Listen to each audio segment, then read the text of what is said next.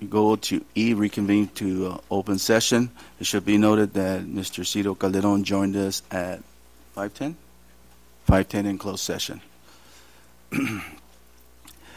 F, announcement of closed action taken in closed session, none.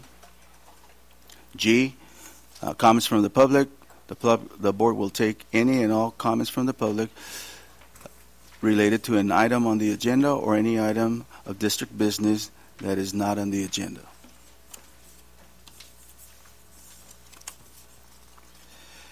First request is James Taylor. No. All right.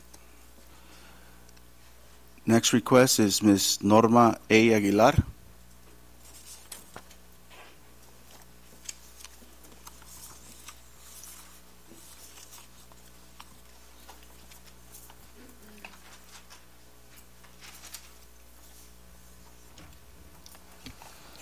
Good evening. My name is Norma Aguilar, 839 Heber Avenue. The reason I'm here today is to address a concern that I have as a member of the Measure B Oversight Committee. The measure was passed in November. It's already been close to 8 months since it was passed.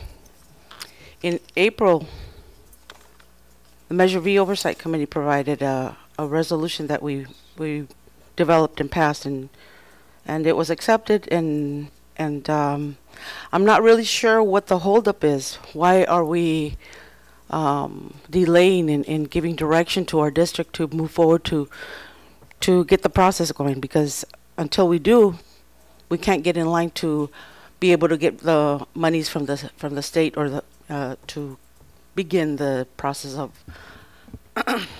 of building.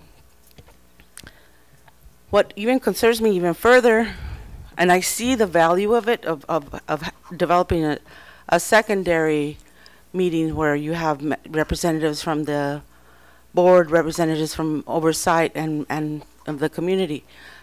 I don't know whether it's the purpose to provide input or develop a design, but time is running out, gentlemen.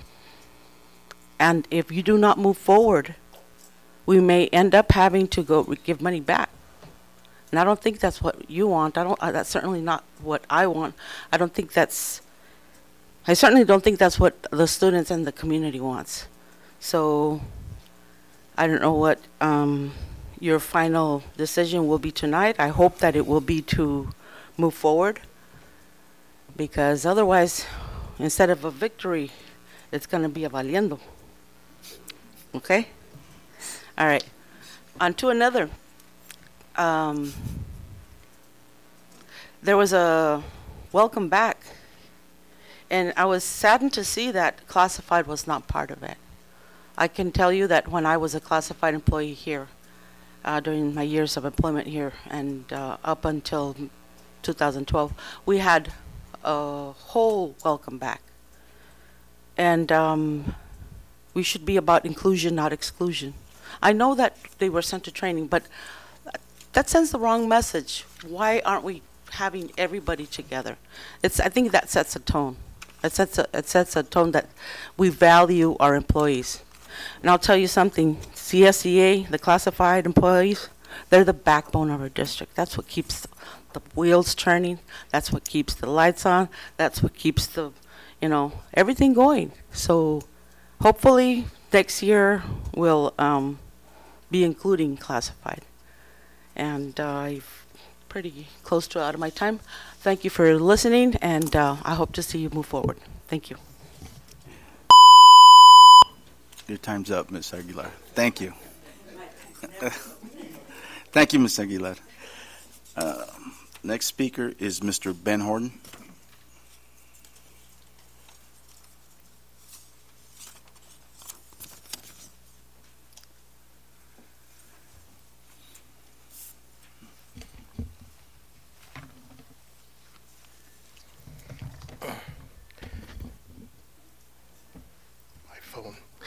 Distinguished members of the trustees and audience, I want to concur with what Norma just talked about with a little more added on to it.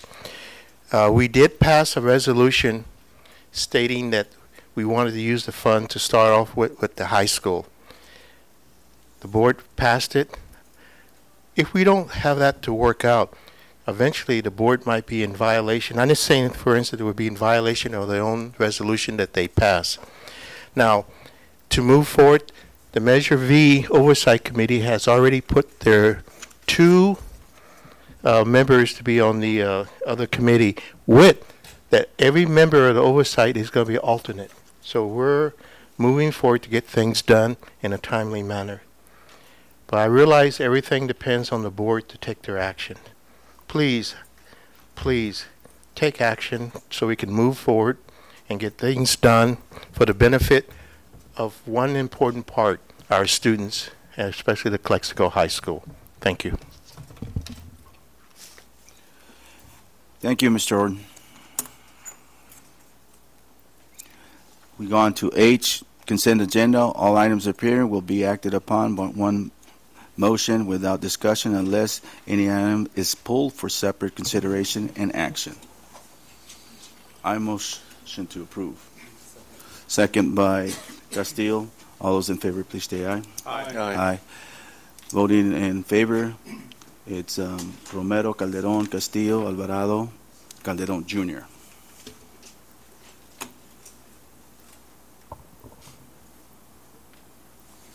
I, information item, superintendent's report. Good evening, trustees and community. Well, welcome back officially to the start of the school year. We've had a very good start. All of our schools have been reporting very smooth beginnings the last couple of days. On the first day, I was able to visit all of the schools and got to see the gamut from the elementary, TK and kinder, all the way through the high school kids. So it was really exciting. Was able to start visiting individual sites. I've had the opportunity now to visit every single teacher at both Blanche Charles and Main School. And so my goal is tomorrow to take another school and go into every single classroom, greet the teachers, greet the students. So it's been very exciting to talk to the kids, especially the kindergartners. They have a lot to say, a lot to say, especially at Blanche Charles. In Ms. Urick's class, lots of questions. But it's been very good. We have a lot of excitement going on with our construction here at the football field. And I'll just kind of go into that really quickly. We have the bleachers were, for the most part, completed in June in time for graduation. We do have the press box that's pending. So we can actually be able to get into the press box. We've been told that delay after delay, we've been told that the press box should be done by this Friday, and so we're really hoping to that final deadline. We also have the restrooms at Ward Field that are coming in, the modular restrooms, and they should they're here. They've been set and they're being worked on, and we've been given a deadline that they will be completed by September the 8th, which means that for the first couple of football games, the September 1st and September 8th football game, we're likely going to have to rent the porta potties, which isn't a very popular thing, but in order to be able to hold our football game, we're going to need to rent some restroom facilities until this gets completed. And I'll have a couple of presentations a little on down the line. I guess I'm next, actually, for attendance and also enrollment so far. So I'll go ahead and get that done as well. Thank you, Ms. Ambriz. I2, Measure V update.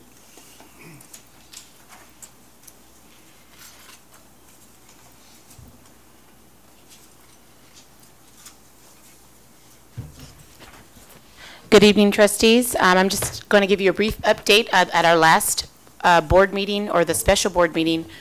The board had requested that we come back and there will be some discussion as far as appointing 2 of the school board members to be a part of the Measure V, a committee for the plans of Measure V.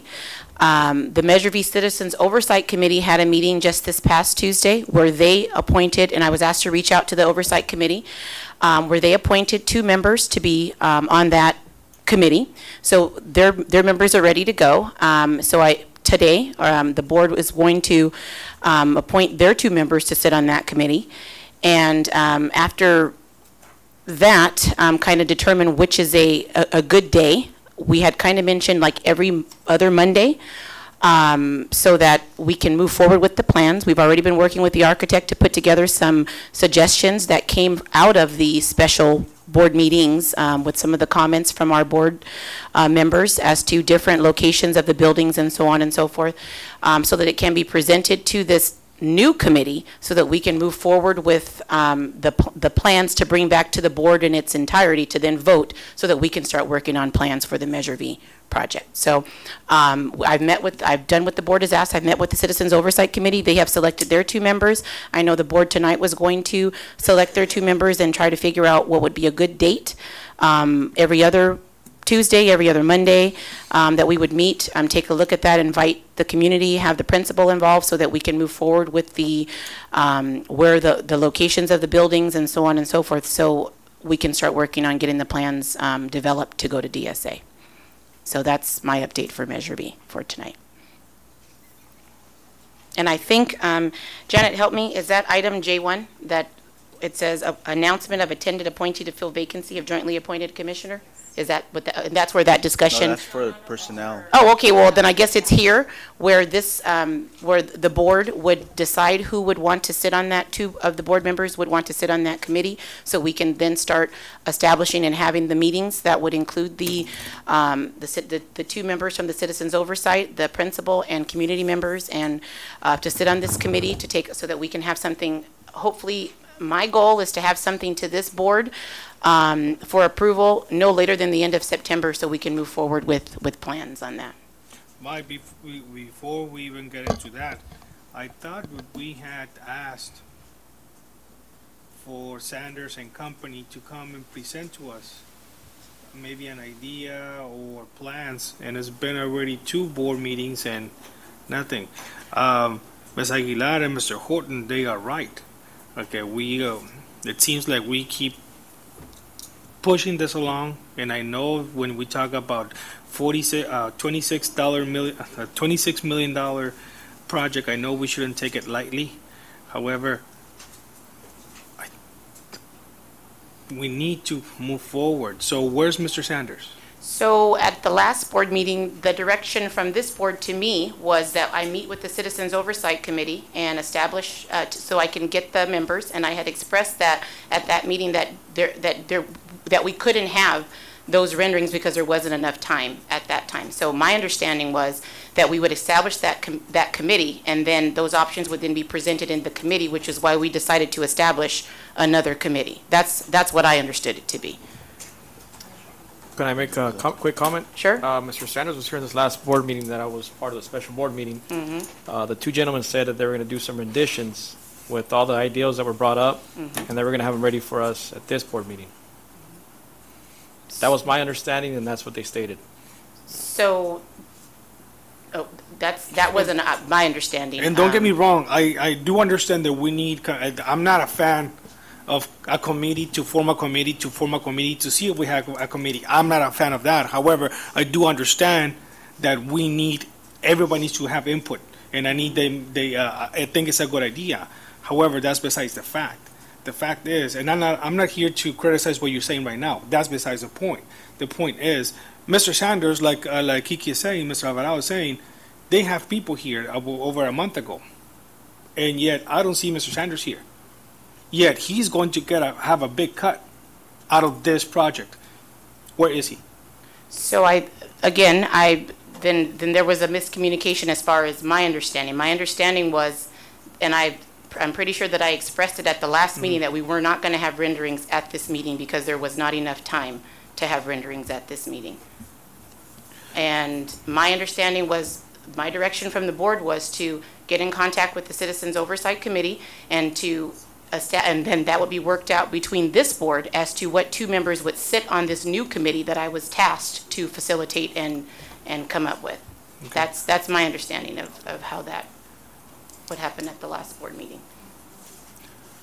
So let's move forward. Yeah, so let's assign that 2 was my members of the suggestion. board. Yeah. Let's select the 2 members, and we have to have a special meeting, then there be it, you know.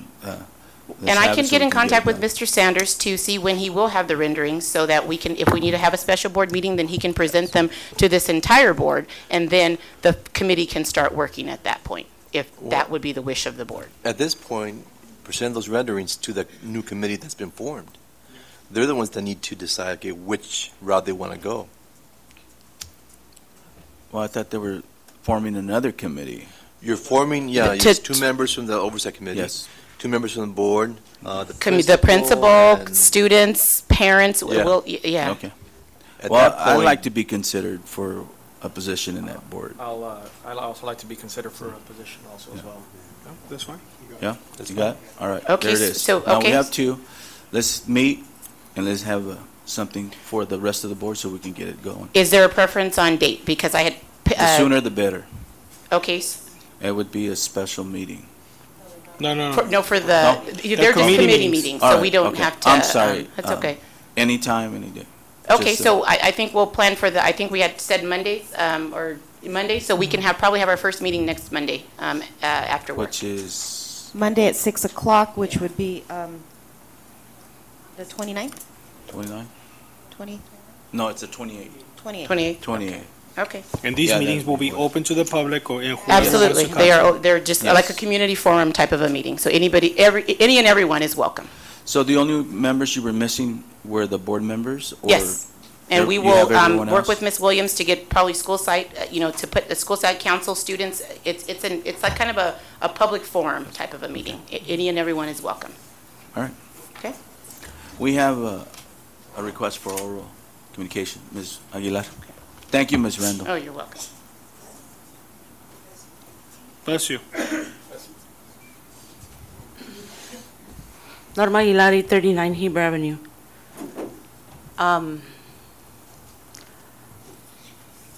My point for the last few minutes when I came up here is that you as a board need to move forward. By going to committee, I'm hoping that I can convey to you the importance that you need to make a decision to give direction to move forward. Somebody said, in regards to a rendering,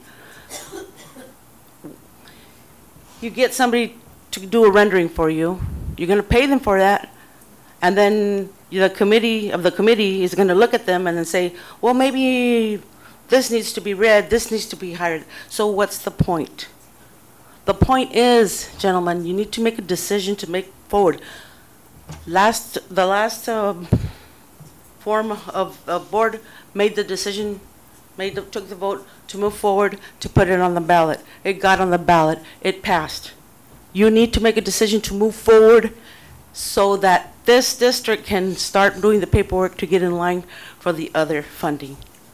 The design, the advisory part, that can go along with it, but you need to make a decision to move forward. Please, move forward. Thank you, Ms. Aguilar.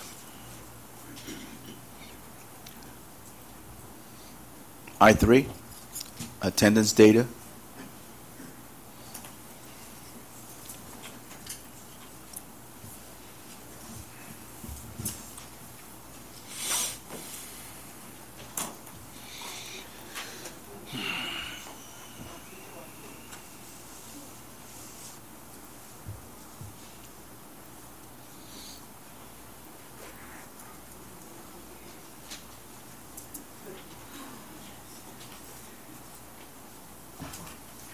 Good evening, trustees and community. A few weeks ago, it was requested by a trustee that we have a presentation on attendance. at least 2 or 3 years, if I'm not mistaken. And so I was able to get data for at least 8 years here for our district. So if you look at the very first screen up there, that's the information of attendance ADA for the last 8 years, starting from 2009 until the end of last school year. So if you look across, you have the data for all of the elementary schools, all the way across. Then somewhere near the middle, a little bit under the middle, you have the 2 junior high schools. And then you have a DA for what is the 9th grade, when it was the De Anza 9th grade academy. And then you see a lot of NAs because that's when it was combined into the same CDS code with the high school. And so then, therefore, it goes that way. And unfortunately, I wasn't able to get any data on Aurora High School, so I'll have to bring that to you at a future meeting. If you go to the next slide, it has information. I broke it up into 3 segments, and the first screen has, or the first slide has the 2016 data. And if you look at the bottom, you have all of the elementary schools. It's the same information that was on the first slide, but this is more of a graphic representation where everybody was at in terms from Blanche Charles all the way to Rockwood. So if you can see, you have a few schools that stay at or around the 96 or 95, 96%, and kind of goes all the way across. You have some that go down to 94. It'll show you who historically has been higher and who has been at the lower percentages. If you look at Jefferson School for the 2009-10 school year, it's at the very bottom, the bottom line. There's a 0 there. That would be the year that Jefferson was not operating as Jefferson School. Okay. If you go down to the next, or if you go to the next slide, this one looks very different. And this is for the secondary schools, and I put in Enrique Camarena, Willie Moreno, De Anza 9, then Calexico High School. And of course, it shoots all the way down to Aurora being 0, just because I don't have any information on Aurora. But again, where our schools have hovered over historically for the last 8 years. If you go now to the next slide, you have what the yearly attendance data was for the past 2 years in particular, the 2015-16 school year and the 2016-17 school year. Our goal has been to stay at, to reach the 96% attendance, ADA. And so during the 16-17 school year, Calexico Unified School District as a whole achieved a 95.44 yearly attendance rate, which was a negative 0.056 short of our goal. However, that attendance rate was a 0.19 increase from the previous year, because the previous year we had a 95.25. So although it was a small growth, there was growth overall in our district. If you go to the next slide, again, I put all the numbers down in comparison, and most of our schools demonstrated some sort of growth in their attendance, starting with Calexico Unified as a district was a 0.19%. Then we had a Blanche Charles with a growth of 0.72, Cesar Chavez with a growth of 0.20. Dual School really, although it did not reach the 96%, really made significant strides in improving their attendance by 1.34%. Jefferson took a small decline of 0.04%. Kennedy Gardens, 0.39% increase. Main School, 0.07% increase. Rockwood School took a 0.53 decrease. Enrique Camarena also took a small decrease of 0.07. Willie Moreno, increase of 0.44%, and Calexico High School, 0.08. If we go to the next slide, it just kind of has the comparison numerically, where I did the addition and subtraction. Then at the next slide, it's 2 years overall, the ADA for our elementary school. So this way that you could see what the difference was between the elementary schools. So the blue line is 15-16, the blue bar is the 15-16, and then the red bar or orange bar is 16-17. So for most of our schools, you can see there was some growth, and that's the direction we want to keep going. If we look at the 2 years overall for our junior high schools, Enrique Camarena, again, the blue bar is 15-16, the red bar is 16-17, slight decrease for Enrique Camarena, however, still in the 96% or above. And for Willie Moreno Junior High School, there was a bump up, so that's a step in the right direction. For Calexico High School, in the next screen, we have a small increase, but it is an increase. Okay, so then if we look at the next slide, this is the monthly,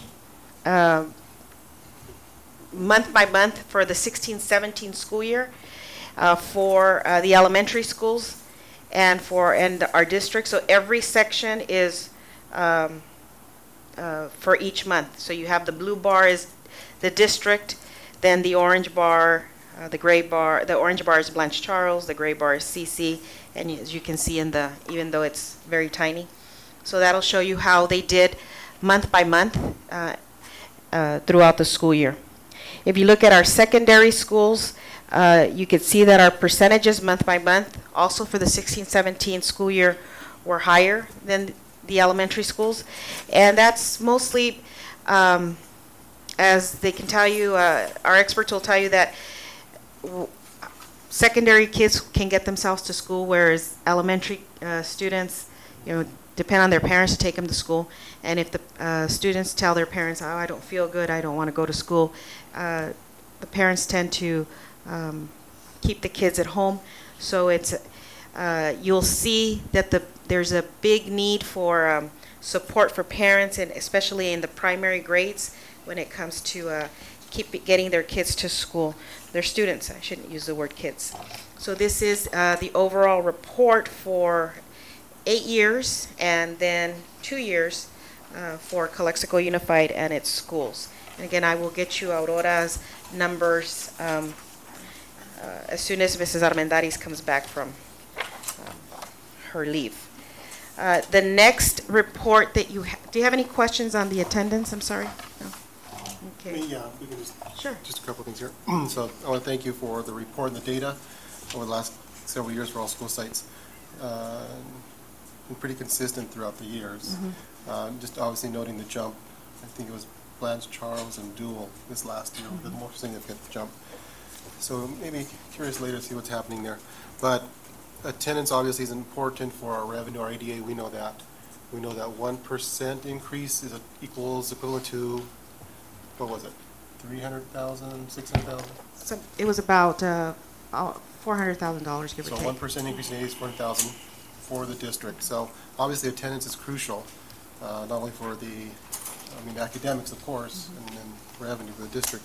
So obviously, I know the district has already approved some attendance initiatives or programs this coming year.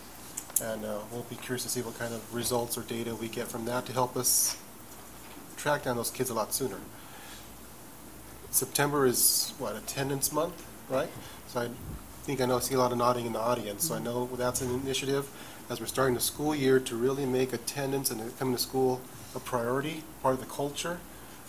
We talk about it here, but the school sites need to talk about it, classrooms need to talk about it, so kids know that they need to be here. I know Saturday schools offered, we saw a lot of that to help for attendance recovery.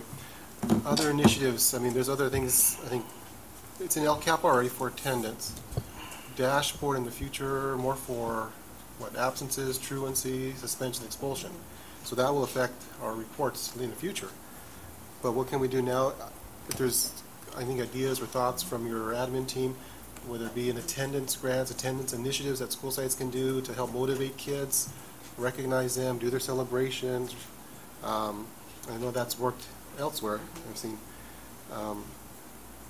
But I think there's some things, yeah, data's good. Yeah. We just got to continue working on getting those percentages up. Definitely, and you know, it's part of. We can all agree that it's part of how we set the tone, particularly with our younger children. And as I walked the schools yesterday, and I was able to go classroom to classroom at Main School, for example, Mrs. Duron Flores, first grade teacher. You know, it seemed very simple, but she posted an 8x11 sign on her door, 100% today. So I walked in and you know, I asked her if I could speak to her class, and she said, of course. And I said, you know, how is it, you know, what does 100% mean on the door? And the kids were ready to respond. It means that we're all here, and we don't want to be on that list. And so I asked them, you know, what's that list? And the teacher said, you know, Mrs. Udon says, I don't put names. I just said, you know, everybody has a number. It's like they just don't want their number on the wall because they know that person didn't help them get to 100%. And so I actually went by Maine's again this morning because I hadn't finished yesterday.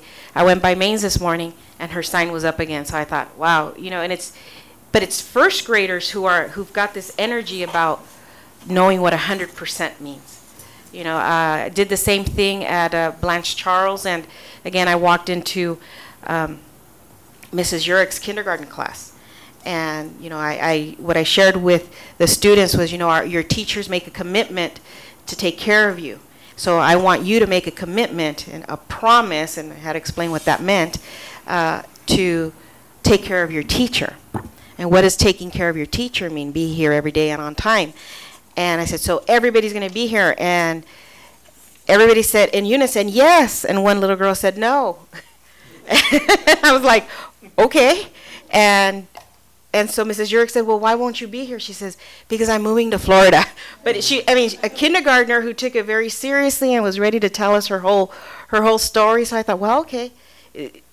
And that tells me that from day one, the teachers have engaged their students, and every classroom that I went to so far was talking the talk about attendance and being there and responsibility. And so I think it really is a step in the right direction for all of our schools. Okay. All right. Thank you, Ms. Medi. Okay. I do want to mention, though, kudos to the site principals that have shown progress.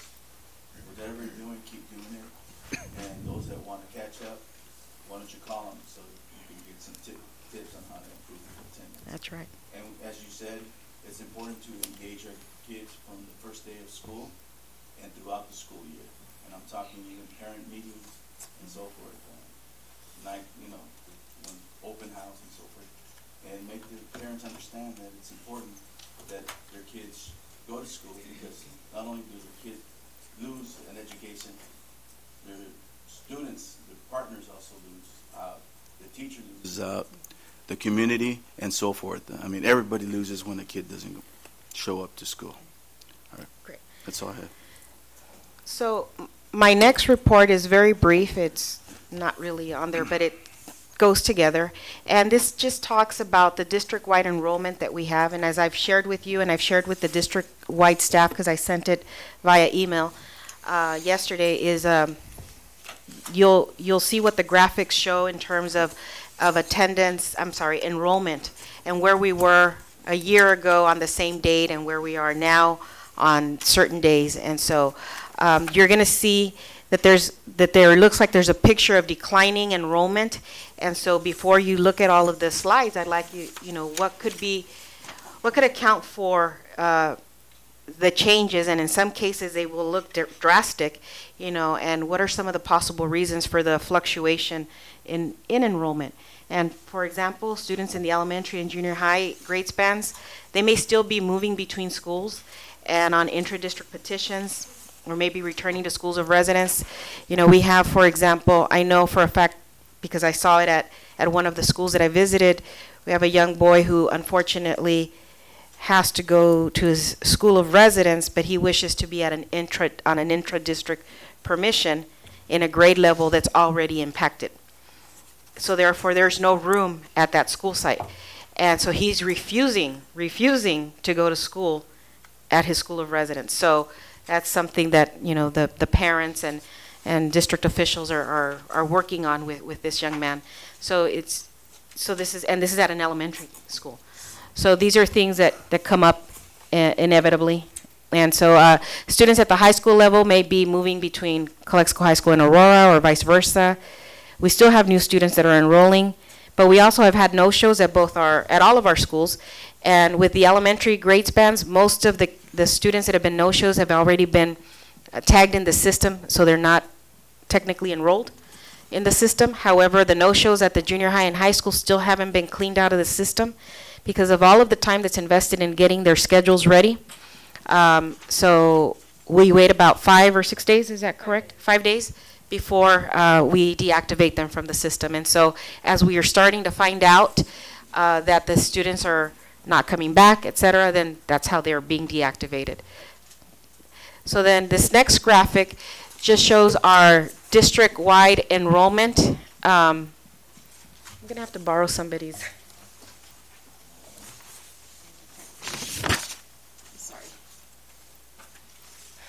So on that, this is just week 1. And so I've taken every single day this week, and I'll finish it off tomorrow with tomorrow's enrollment. So district-wide, 9 through 12, I hope I printed it.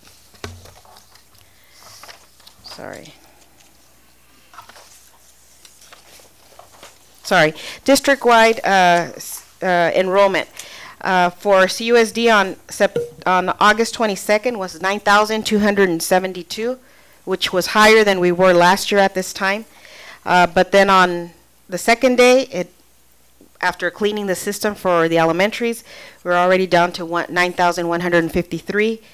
As of today, 9,115. So as you can see, the number is slowly going down.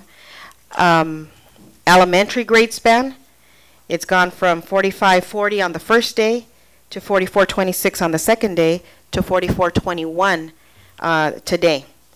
The junior high grade span from 1479 to 1487 to 1458. For the high school grade span, and this includes Calexico High School and Aurora, it's 3253 on the first day, 3240 on the second day, and 3236 today. And if we go to the next one, the next graph is on the elementary grade span. So as I shared with you, the 3 numbers for the first 3 days, and then you have the numbers for each of the elementary schools. Like for example, if you were to look at Blanche Charles, it went from 464 down to 443, but now it's up to 446. So it went down quite a bit, then went up 3. So they're starting to fluctuate into Blanche Charles. Cesar Chavez went from 916 on the first day and then has stayed at 888. Big drop, but has stayed at 888 the next 2 days. Dual from 618 to 610. Jefferson down to 752 today. KG went from 587 to 576, back up to 583. Mains from 528 to 509, and Rockwood from 646 to 633. Then the junior highs, same thing. What is the grade span? Then Enrique Camarena, and then Willie Moreno Junior High School. So, and don't be fooled by the Enrique Camarena numbers. 718 on Monday, and it's down to 683. That doesn't mean that there's extra room at the school. It was already over capacity on the first day of school.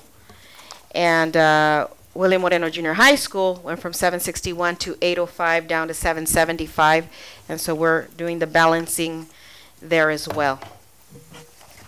The high school, same thing. You've got the grade span numbers, then the Aurora numbers, Calexico High School. And I broke up the high school in two because although it is one campus, there are two sites. We have a very strong ninth grade class, 803 on Monday, 818 today. Calexico High School, the main campus, from 2275 to 2240 today. And so the numbers fluctuate quite a bit the next couple of weeks, but I'll keep sending these reports to you via email. But I wanted to share this with you and the community here in public. All right, thank you. Thank you, Ms. Ambris. Okay. For the record, Mr. Alvarado is leaving the meeting. I-4, California Assessment, Student Performance and Progress Data.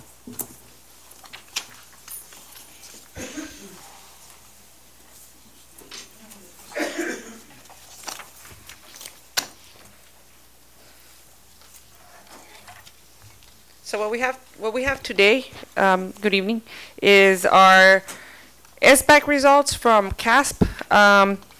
We have, as soon as we show it up, that we're going to be showing you the trends from when SBAC was, we started testing with SBAC in 2014-15 up to this year's scores, last year's 2016-2017. The data that we collected was done through raw scores that were submitted to us. The official scores that go up to the website, our CDE's website, I believe it come out sometime next week. Okay, so the 29th. But what we normally do compare is if we're off, we might be off like 1 or 2%, correct, from what when they post. Do you have the clicker? Next slide. Yeah, just grab the clicker from Wanda.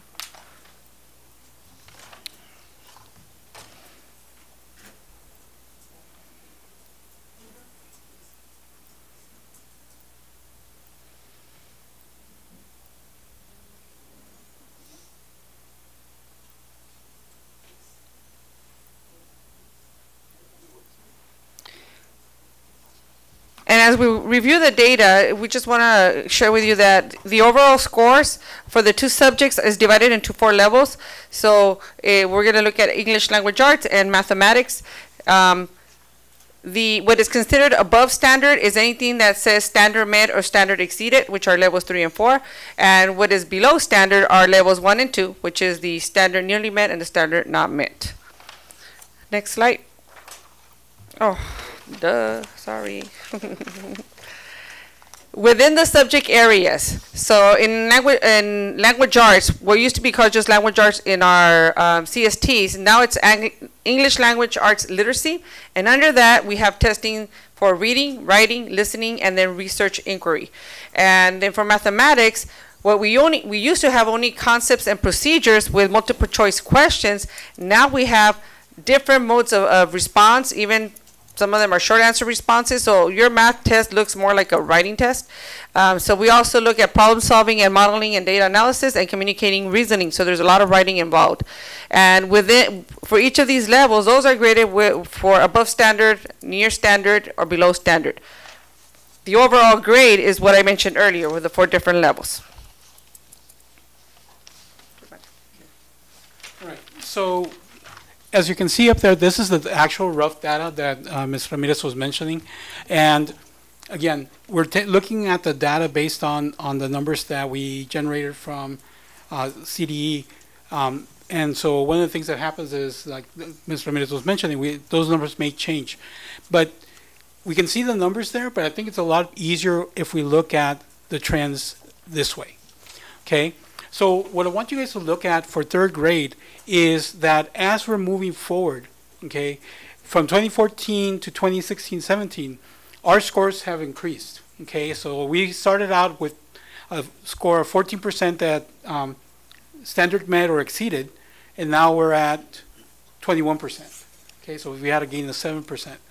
One of the things that we also want to mention is that last year was the first year that we had benchmark and we had also PD for benchmark.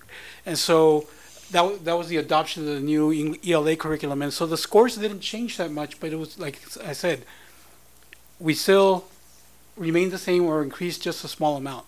In mathematics, if we look at those values, okay, we've been increasing in the last, for third grade. We started out at 19%, and then now we're at 25%. And so, again, the last 2 years, we've had Go Math. And in this year, we had a concerted effort where we were actually doing a lot more PD with our staff. Okay, and that occurred almost at the very end of the school year, but we still saw some growth, okay, in third grade. Okay, fourth grade, again, if you look at it, we started out at 13%, in 2014, 2015. This year, 2016, 17, we went all the way to 19%. And again, in ELA, this was the first year of benchmark, so even though the scores, like in 2015, 16, compare them to 2016, 17, there's a small increase. It's that we changed our curriculum and being more Common Core curriculum. And so now our students are getting that, and also our teachers are getting trained, so that we should be seeing, some more growth as we go along. For math, if you look at the fourth grade, again, we started off with 9%, and we're all the way to 17% this year. Okay, so again, the last 2 years that we've had, we started off with Go Math. Last year, on the 2015, 2016, it was our first year with Go Math. We had our students and our teachers basically learning the program. So we did see some growth. This year, again, when we did some training with them and they got more comfortable with the program, we saw, again, more growth, as you can tell. Okay. All right. So fifth and sixth grade, like I said, these are the rough numbers. And if you look at the charts, one of the things that we can see is that we did increase in both ELA and mathematics. Okay, in ELA, we went up 2% from 2014, 2015 to 2016, 2017. We stayed more or less the same between 2015 and 2016 and 2016, 17. And again, this was our first year where we're actually using Common Core curriculum in 2016, 2017. Okay, in math, as you can see in fifth grade, we went down in 2015, 2016, but we increased again in 2016, 17. So there's a 2.9% increase from 2014 to 2017. Okay. All right. Sixth grade data. As we can see in ELA, again, we started out at 19% and we went all the way to 25.2% in our ELA for sixth grade. Mathematics, we went from 10% to 13.2%. And one of the things that we want to mention is that, as our teachers are learning CPM and they're getting trained in CPM, and also our students are getting Go Math, which is very similar to CPM, we should be seeing some more of our students meeting or exceeding the standard. Okay? All right. Oops. Seventh and eighth grade. For seventh grade, we can see that, again, there's an increase from 23% in ELA for 2014-15 to 32.4% in 2016-2017. So that's a big jump, okay? And then if we look at seventh grade for math, we went, up 1%. But again, that's one of the things that we're doing some training with our teachers. I know that last year our teachers had prime training, so that is helping some of our teachers, get a better handle with the CPM. Also, they make a concerted effort with a lot of our students that when we look at, in particular in in all those testing years, we are also testing our newcomers in math. Okay, we may not test them in English, but we have to test them in math. And one of the things that we see in math is that it's not just what we used to call drill and kill. It's not just basic computation, but now students have to read, they have to write, they have to justify what their answer is, they have to critically think and compose an answer, look at data, and read paragraphs sometimes and be able to discern what is the information that this problem is asking me. And for our newcomers, that might be an issue. So that's one of the reasons why our scores have stayed very similar in math for seventh grade. And then our ELA scores, okay, we did go up a little bit, 8%. We started and now we're at 28.3. But again, last year was the first year that we had study sync in our 7th and 8th grade. And so the scores are very comparable to the previous year, even though there's a slight decrease. There was a change in the curriculum, so therefore that could be explained that way. In mathematics, again, one of the things that we have to look at when we look at the scores is that since we tested everybody, and again, it included newcomers, some of our scores may be reflective of that. The other thing is that one of the things that we always look at is in 2014-15, our students were tested, and some of the test questions were, what do we call them? They're pilot, yeah, thank you, pilot questions. So as every year, they start adding more of those questions, and those pilot questions are really more complex. They have to do a lot more critical thinking. So as they go along, some of our scores may decrease because of that. Okay, in particular, if students have to actually answer, in complete sentences, or they have to write a statement of why, the answer they got is the correct answer. Okay. In the 11th grade, we want to make note that for every year for the last 3 years, our students' scores have increased. Okay, and notice that we started out at 16% in 2014-2015. We are now at 39% as a district. Okay. And then in math, we're also increased from 11% to 18.7%. One of the things that we have to look at when we look at these is the two high schools that we have. Obviously, we have Calexico High School and we have Aurora High School. And a lot of our students at Calexico High School, if you'll notice, every year we've had an increase in our students. So if you look at the previous data where we had 38%, now if we look at Calexico High School for ELA, we went from 17% to 46%.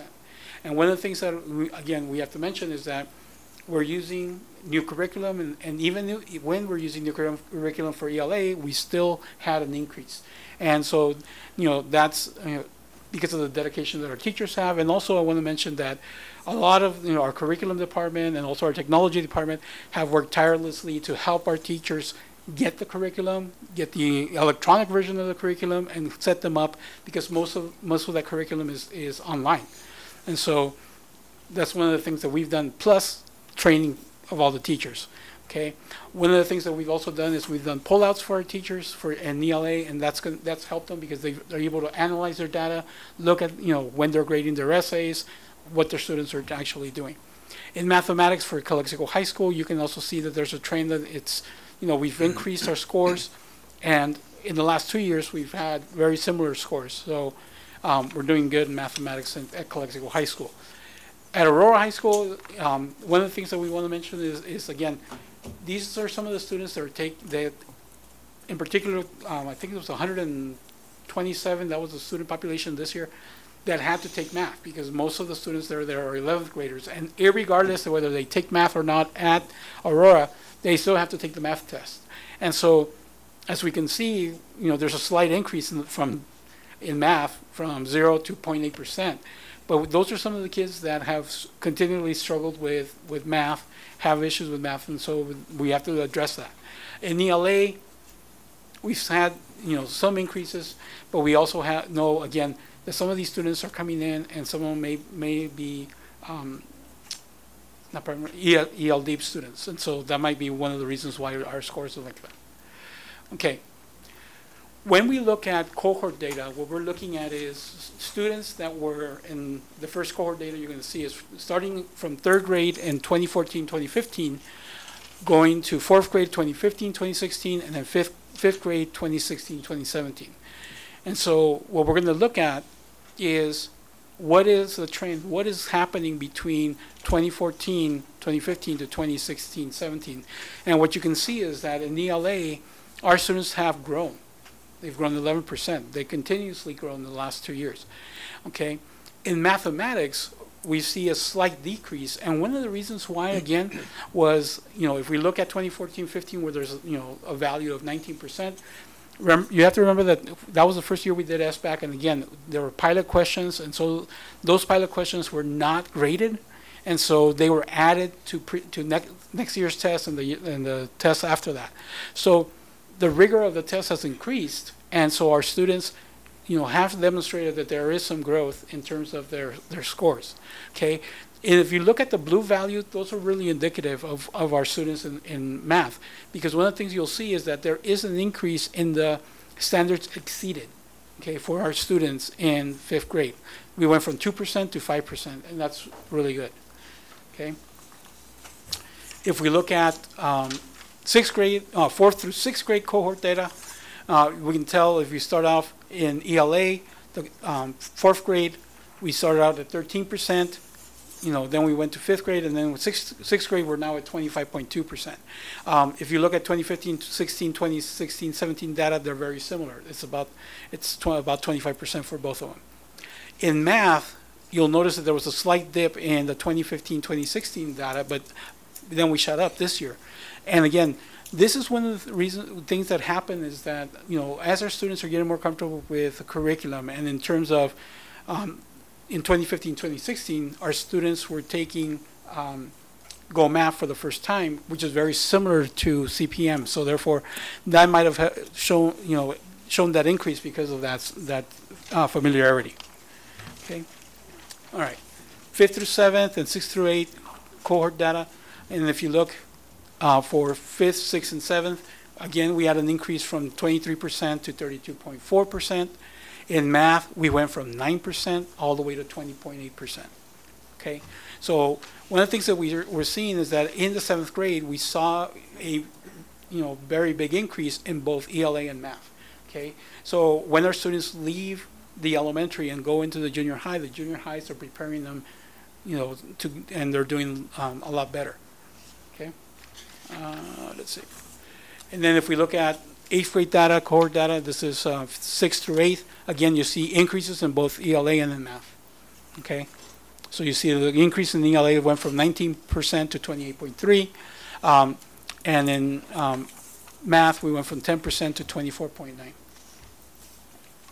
Okay. The data that's here for 7th and 8th just shows the comparison between the last 2 years, 2014-15 and 2015-16. So in other words, there were students that were 7th graders in 2014-15 and became 8th graders in 2015-16, okay? And then the other ones I'll mention right now. So you'll see that as a cohort, the students went from 7th grade, they left better prepared and they scored well. Okay, they went from 23% to 32%. And then when we look at math, same thing, we saw an increase from 20% to 32%. Okay. And the reason you don't see 2016-17 scores is because when they're in 9th grade, 9th graders and 9th and 10th are not tested in SBAC. We jump from testing in 8th grade all the way to 11th grade. Mm-hmm. Okay. And then if we look at 2015-2017, one of the things that we see is that our students, when they were 7th graders in 2015-16, that was the score, and then they had an increase of 2% this year. And again, we have to look at, in English, that we started off with a new English program, StudySync. For mathematics, we did see another increase, and that was 3.9%. Okay? And turning over to my colleague here. Good evening, Board. I just want to, go through our table here because in an effort to, because we had new ELA curriculum, we had a K-12, and we had the adoption of a new math curriculum the year prior. How we've been supporting the teachers in the Common Core standards and the training in the materials themselves has been through a focus that we had last year, which was English learners and our math and our ELA and ELD curriculum. So as you can see, we had our professional development wasn't just a one-shot training. The way we had it planned was there were 3 opportunities where we had the publishers actually come in and provide 3 different cycles of training in the math, the Go Math, and the CPM, and we also started having, we had the district-wide focus of the professional development was benchmark, and the study sync, as well as my perspectives for the high school. So the ongoing training was Go Math, again, 3 times during the year. And we had study sync and my perspectives, as well as Dr. Martinez shared the pullouts that our academic support teachers met with specific grade levels to look at where they were in kind of their curriculum map that they had set out for the year, and we've been refining that since. Last year we also started delving into the assessments using the school city system that we purchased as a district. So teachers, we actually have district leads for each grade level, and they are creating, along with the curriculum department and IT, they are creating district assessments using the school city. We also have outside training for our content coaches to provide additional support and engagement strategies and strategies for our English learners through Project Voice with the county.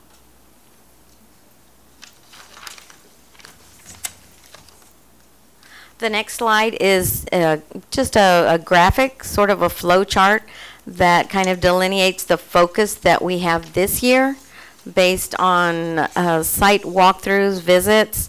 Again, our major concern due to our population is our English learners. And so English learner supports writing, focus on writing and academic discourse, or how do we get our students to work in productive groups? How do we get them to collaborate? How do we get them to use the language and become active learners and become creative and innovative in their projects and presentations, as well as Ms. Ramirez was saying, in mathematics, they have to have multiple perspectives on how they respond to problem solving and solutions. In the upcoming year, we have, well, we started out with our professional development, which was the power of creativity. We are focusing on benchmark this year, 2 different cycles of professional development. We have a focus on the NGSS, which are the next generation science standards. We have a focus on writing. Those are all 6 through 12. Social studies, you can see 7 through 12. There's going to be ongoing CPM coaching for our new teachers in 6th grade, as well as some support in the high school and Aurora. We have committees. We have science committee, report card committee, technology committee. We will have some professional development for administrators, leadership training. In our October professional development, we are having a focus on growth mindset, again with the same type of format that we had conference style. We are focused, as we have been in our secondary, we have AVID electives, but now we are moving down to elementary, so we are including 6th grade and 5th grade, and progressively going to go all the way down to kinder as the years go on. And one of the things that we notice in our discussions with the data is our mathematics. And so we are looking into some continual support or professional development. We're going to focus this year, what we're planning is 3rd and 4th grade teachers. What we want to do is build their conceptual understanding in content, but as well as give them strategies on how to build that conceptual knowledge in their students.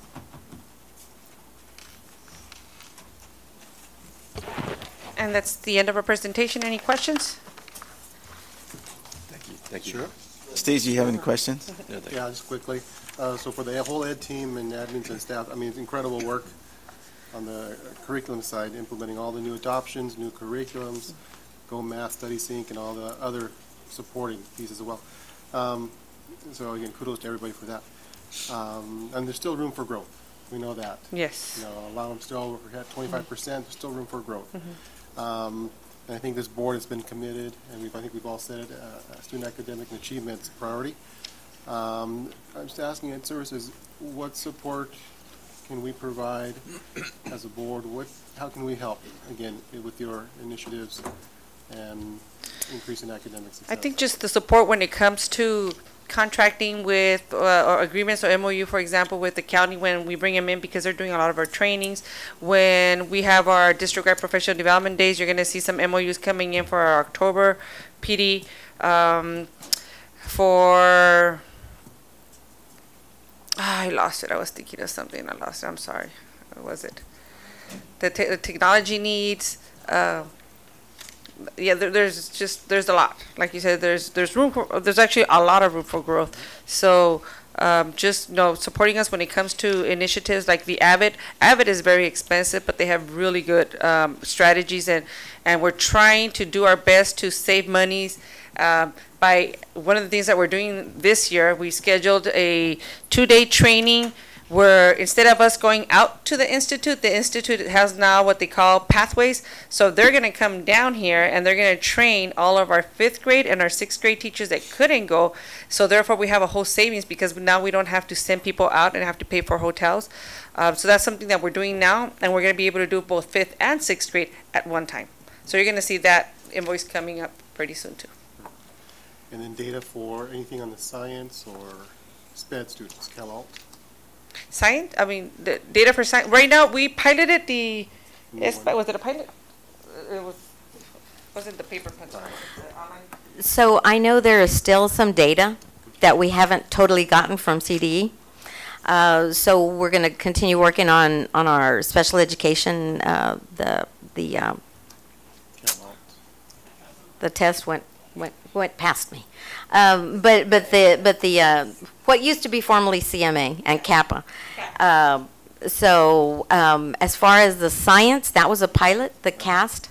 That we're going to find out whether that's going to be like a full-on assessment again. So right now we have no data on the science. I couldn't think of that. Oh, okay. Upcoming, one of the tools that we need to train our teachers on, and we have to become more familiar as Ed Services, is the CAS designated supports.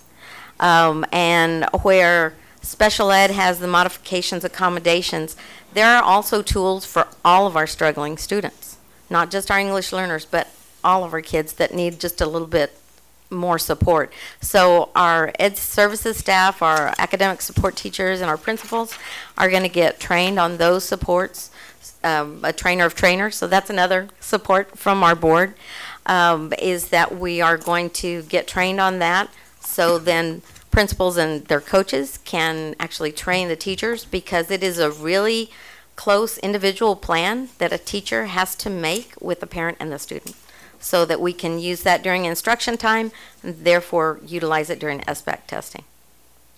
So just for example, if during the writing test they're allowed to use the tool of a thesaurus, an online thesaurus, well, they can't use it unless we show documentation that throughout the year they used it and the parent was aware. So we have to have like a little plan per student of what was used in the classroom. So we have that as evidence, then we can use that as a tool. But we have to do that for every single student. So we're getting trained now so that we can get those forms ahead of time, so when CAS comes around, we have it ready. Thank you. Don't forget the newcomers. Oh, yeah. And sometimes the data for the newcomers, a brand new kid from whatever the kid is coming, he may not test well. I don't really care about what he tested or what the result was, but I want to know that he is given the opportunity, and that he is given the tools to make progress. Yes, and that's part of our EL master plan, and so we do have that in place too. But one of the things that we mentioned earlier is that our newcomers don't test; they're exempt from testing in the ELA, but they do have to take the math test, and the math test has just as much writing, so we will be working with writing with them. One of the, I think it might be here, it's on this one, right? The MOU or the agreement for SEPT, it's one of our items here. It's to prepare our teachers who do teach the bilingual classes. Any other questions? Thank you. Thank you again. I-5, Association Comments, ACT. CCA. I-6, Insurance Committee.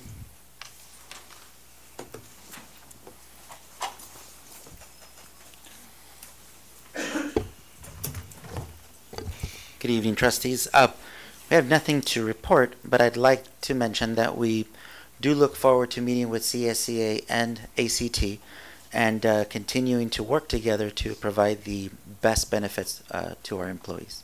Thank you. Thank you, Mr. Gonzalez. ROP committee, Mr. Alvaro had to leave, so we don't have any comments on that. Safety committee? Good evening again. Just to report that we did attend, we had members of our safety committee attend the Safe School Conference on July 19th to 21st. We had 3 administrators that were part of the safety committee.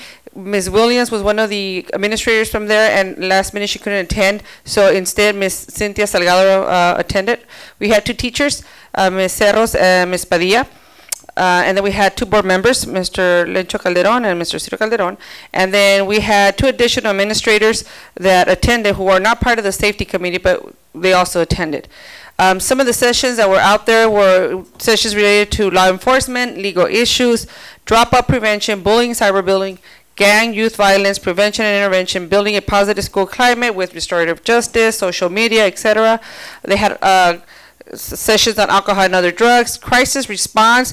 Those are some of the sessions that I think most of it tried to attend, which were things related to safety plans, shooters on campus, threats, and how to communicate with our parents and staff. I attended one training that was really good on just CIF and safety plans for our sports and athletes. And on that, we spoke about AEDs, and just to report to the board that we did order 4 additional AEDs. We received them last week. We installed 1 AED here at the district office. It's right as soon as you enter the doors next to the fire extinguisher. We also have 1 at MNO. And then there's 2 that are going to the athletics at CHS. Right now we're coordinating a meeting between Mr. Price, myself, and Mr. Lopez, the athletic director, to see how we're going to handle those AEDs through the different sports that are taking place after school hours. At the safety conference, we also had different vendors, and some of the vendors that were there are vendors that we already have contracted with, like Attention to Attendance, which was just approved last, I think it was the last 2 board meetings regarding increasing our attendance. Then we have Raptor, our visitor management system, and then there was 2 vendors that we saw that emergency management system. One of them was Titan, and the other one was Catapult. And then the other one that I visited is the SOS Survival Products. We will be replenishing some of our emergency tubs or kits that we have in the classrooms. We set monies aside in the LCAP, so we will be replenishing those this year. Our next safety committee, our first safety committee, is scheduled for September the 28th from 1 to 3. And I did invite both emergency management system so that they can do a presentation. At 1, we're going to have Titan, and then at 2, we're going to have Catapult. And we're hoping that we're going to have final conversations and a recommendation from the safety committee to see which of these 2 is the program they would like to either pilot or purchase for our sites. And then just an update, the 2 board members that I do have in our safety committee or have been in our safety committee for 16-17 was both Mr. Ciro Calderon and Mr. Lorenzo Calderon Jr. So at this time, I just want to know if you 2 will continue to be our board members on our safety committee. So, we're clarifying that? Yeah, I did have both you and Mr. Calderon, Ciro Calderon on there. Because I was understanding it was Mr. Castillo, but... Actually, no, I went back just to double check it, yeah. All right, okay. Yeah. All right, yeah, I'm in. Thank you. All right, and so I will be sending you an invite, to all the safety committee members for the September 28th meeting. Okay, so 1, 2, 3. Thank you. Thank you, Mr. Ramirez. We have a request for oral communication. Ms. Berlin Donato.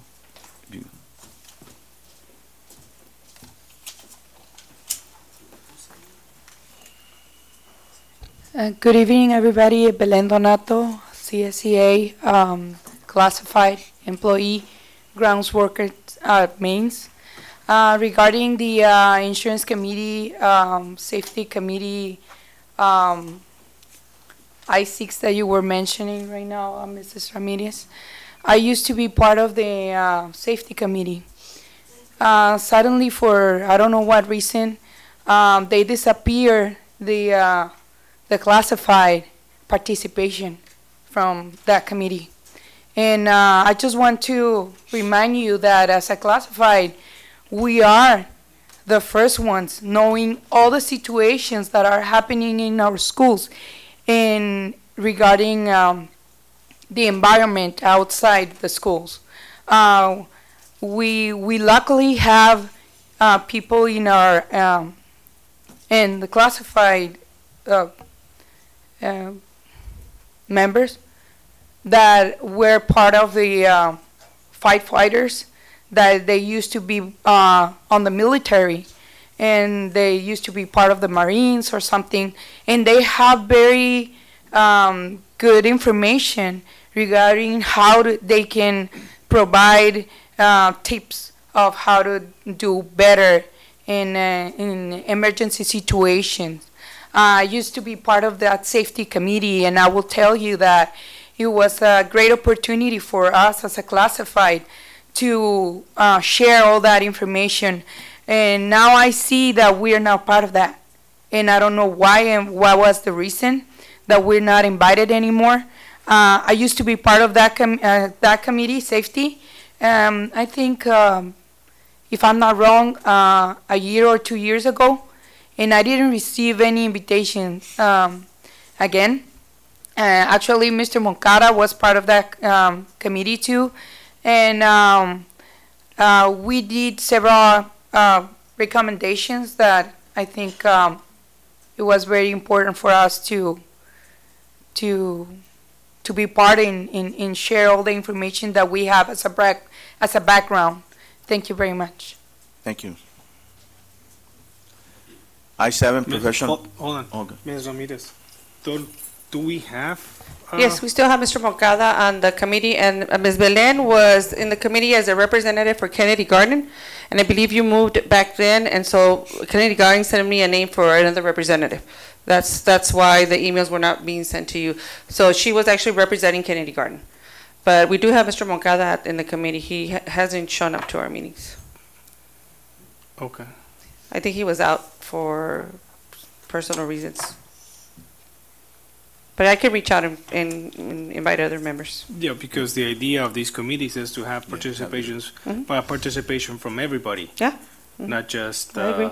a select few, but from the whole community of Calexico Unified. Yeah, so the only reason it's kind of limited is because we're already like 30 members, because we do get representatives, and I have parents, and we do have I mean, sometimes the fire chief comes, and other times the police chief comes. So that's the only reason it's limited, is just because the size. Sometimes it could get too big, but I can go back and check. Okay, well, reach out to them, especially Mr. Moncada, so you see if you're still interested. If not, then select. Okay. Couple more. More ask. Thank you.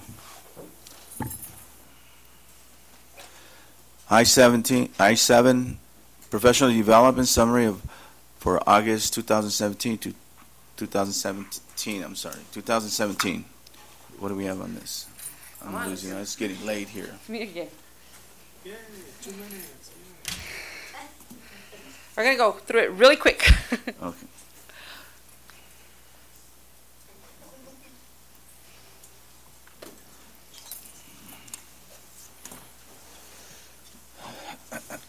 So our professional development for August 17, we named it Celebrating the Power of Creativity. And how did this come about? Usually our first day of professional development is geared for our teachers. And in the past, we would have sessions where all day a teacher would be, for example, in a math training the entire day. Our English teachers will be in an English session the entire day. So what we decided to do for our teachers is follow a conference-style format. IT had done, for the first time, an Infinite Learning Conference in December. On a Saturday. It was a great conference. Many of us missed it because we're either out at other trainings or because it was a Saturday for other members. So as a district, as the Ed Services team, we said, why don't we bring that style back for our October, our August and our October PD? And so that's where the idea came about. And the focus for our both conferences continues to be EL support, academic discourse, writing, and embed within that technology, avid worker strategies, mindset, and creativity. So that's how it came about. just a timeline, we started planning this since January. And then you see the different MOUs that were brought to our board to approve. And this was for our presenters. It was a team effort. So it wasn't just Ed Services, it was the entire team in Ed Services, our migrant, ACES, EL, curriculum, projects, SPED, IT, and every single one of our office assistants, DO staff, MNO, everybody was there to support. Our nurse gave trainings. MNO helped us with the movement of the chairs and equipment and everything that had to be taken. Food services provided the content of breakfast, coffee, etc.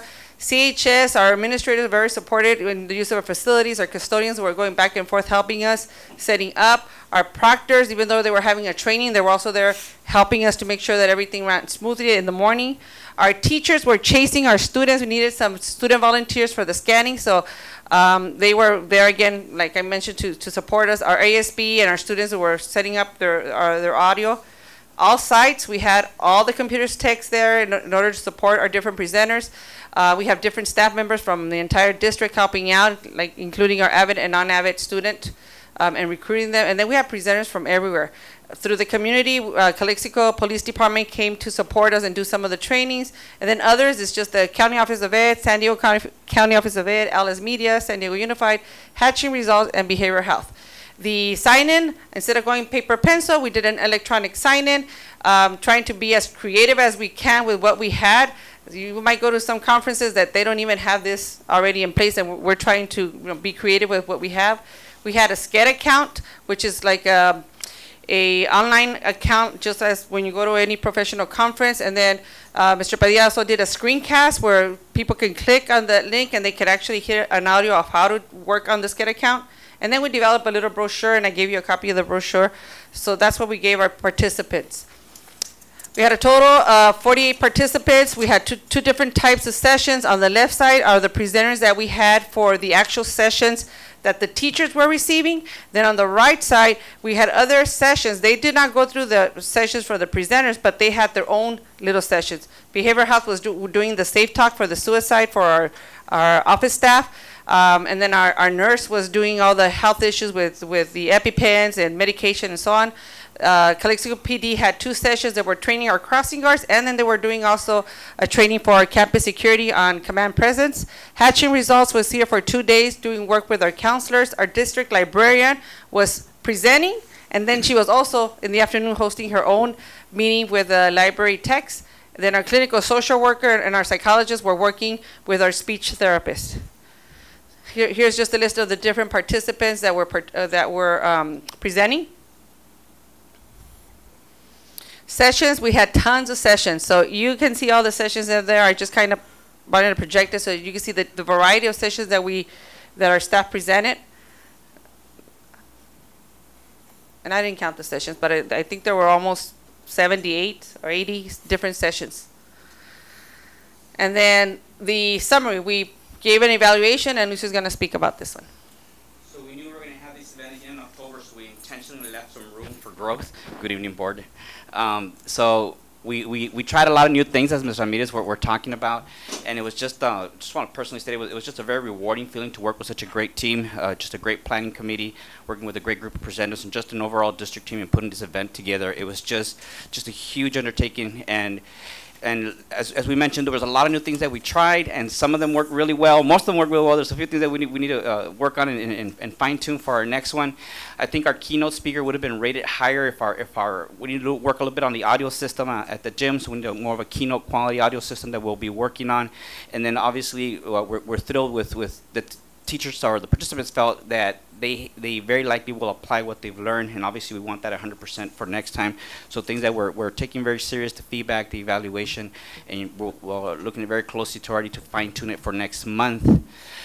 Here and on your screens, if I know you all have probably your agenda on your screens, but if you minimize, know that you have minimized this same presentation in there, and on the very first screen, and we can email to you the link where you can have access to this presentation for later viewing. But just kind of highlighted some of the comments that were posted through the online evaluation tool, and so through there we pick different feedback that was presented, where they talked about, the different tools that they like, whether it was related to math, whether it was related to technology, whether it was related to growth mindset, the icons of complexity, a lot of the Avid strategies. All those different sessions are really reflected in what the teachers liked from their staff development.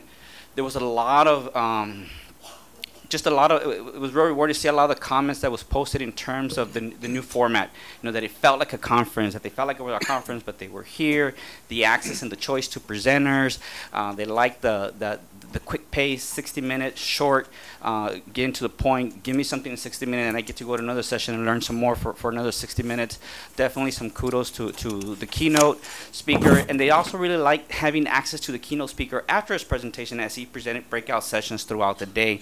So as you see those, again, a lot of kudos to the presentations. Had an opportunity myself to walk to a good part of the sessions and just be able to observe firsthand the level of engagement, the level of commitment and preparation from all our teachers was, or all our presenters, was very, very evident. So more just information on things that they highlighted as things that they valued, resonated real strongly was the choice. They love having choice. I got to choose my sessions. I got to choose what topics I liked, and again, just the fast pace. The day kind of really just flew by for them in a real meaningful way. Again, there was a lot of, in the comments section, there was just a lot of kudos overall to the event. Once more, they really embraced the new format, and they definitely voiced that they hope that this is the start of continuing this new type of format for future conference sessions. And so we're real happy to see that they like the new format, the new tools, and looking forward to continuing with improving upon with this new format.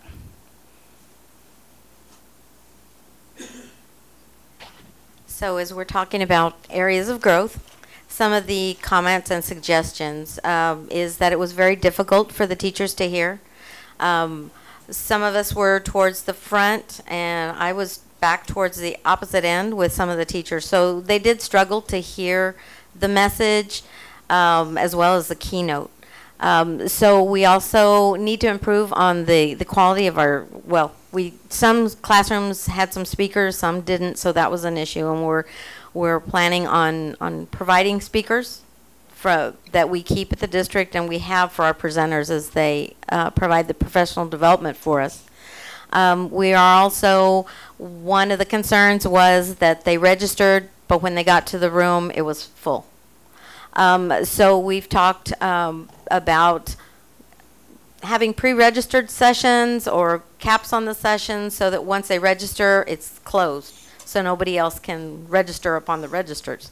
And having ticketed sessions for those that are high impacted, big groups.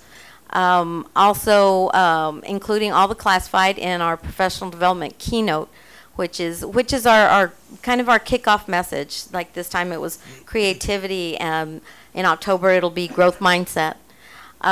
So for October, in regards to the lunch, because that's always a challenge with over 500 people going out to lunch all at the same time.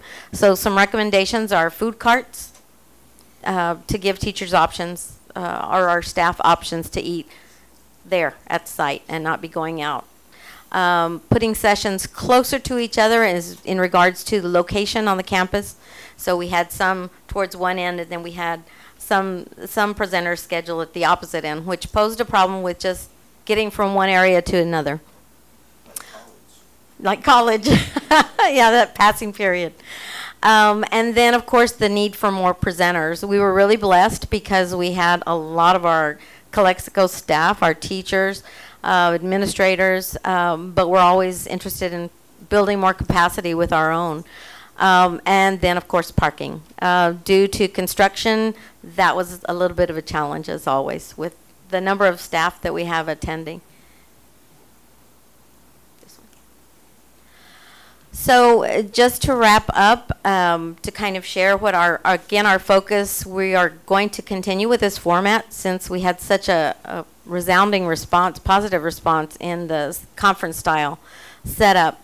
Our next keynote speaker will be Eduardo Briceño, who is a co-founder of Mindset Works with an author, Carol Dweck. So we have, his bio is there for you to link on, as well as 2 sample TED Talks for you to view and kind of get a feel of what he talks about, learning zones and performance zones, and how to move our kids from one to the other. Because a learning zone, a performance is where you have a skill and you're comfortable in that skill. But the learning zone is where we go beyond. We challenge ourselves. So we want our teachers to feel challenged. We want them to challenge our kids. Well, so we are starting off October with growth mindset. And then all of our presenters are still going to focus on content area, on technology, including the AVID strategies. And we also have Dustin Brindreff, who is also a partner with Mr. Vidiseño, who will also be having some breakout sessions. Of course, we're going to ask our ICOE coordinators to come back, encourage our CUSD staff to participate, and other consultants and presenters that we may reach out to help us with content. One question. Yes. The date. One comment I heard was that it'd be nice if it was moved up a week earlier. School starting on Tuesday, and this was held on Thursday, correct? Mm-hmm. And that was a big complaint I heard. So, if possible, can you move it up a week early? You mean the October?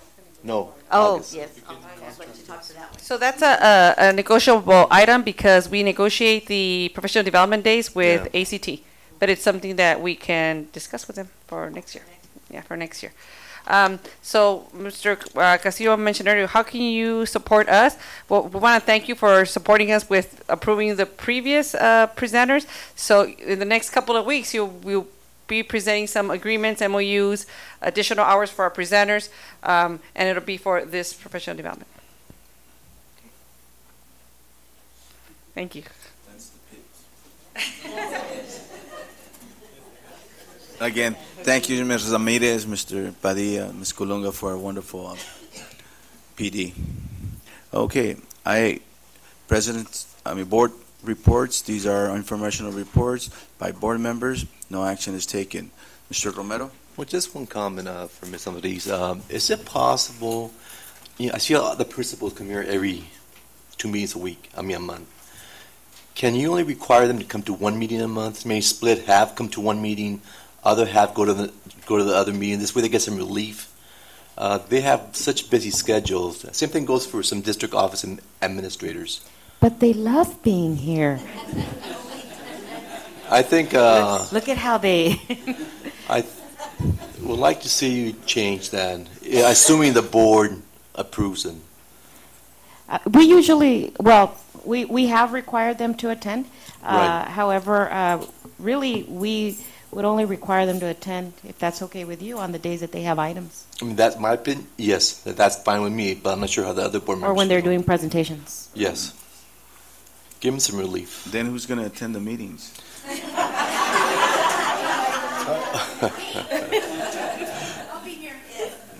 And you're right, because I visited some schools today, and I went home and I was thinking, well, this individual is not only showed up at 7, but they have to wait until, we're already at 9 o'clock, and they're Yes. still here, so it makes a lot of sense. So we could institute that. I would appreciate it.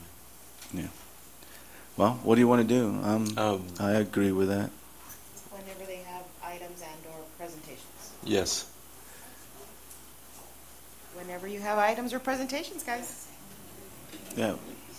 But don't make it a habit to leave us here. You can show up once in a while to see what we're discussing or what's going to impact you most of all. So, do you agree, Mr. Castillo? You agree, Mr. Calderon? They chose to be administrators. I'm not kidding. They chose to be administrators, so they knew what they were getting into. But if that's the wish of the board, I think we have 3 members that support that. Yeah. All right. We're good then.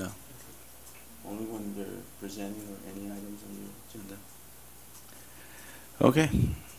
Thank you, Mr. Romero. Mr. Calderon? so I went to bed. First of all, welcome back to a new school year. I went to visit a couple of schools. No, actually, I went to visit all schools except for Rockwood. I had to go to work. But for what I hear, everything went well. I talked to a couple of principals, and basically what I wanted to do, I just wanted to make sure that everything was going smoothly in the offices, and I can tell you it was 100% positive what I saw at all the schools.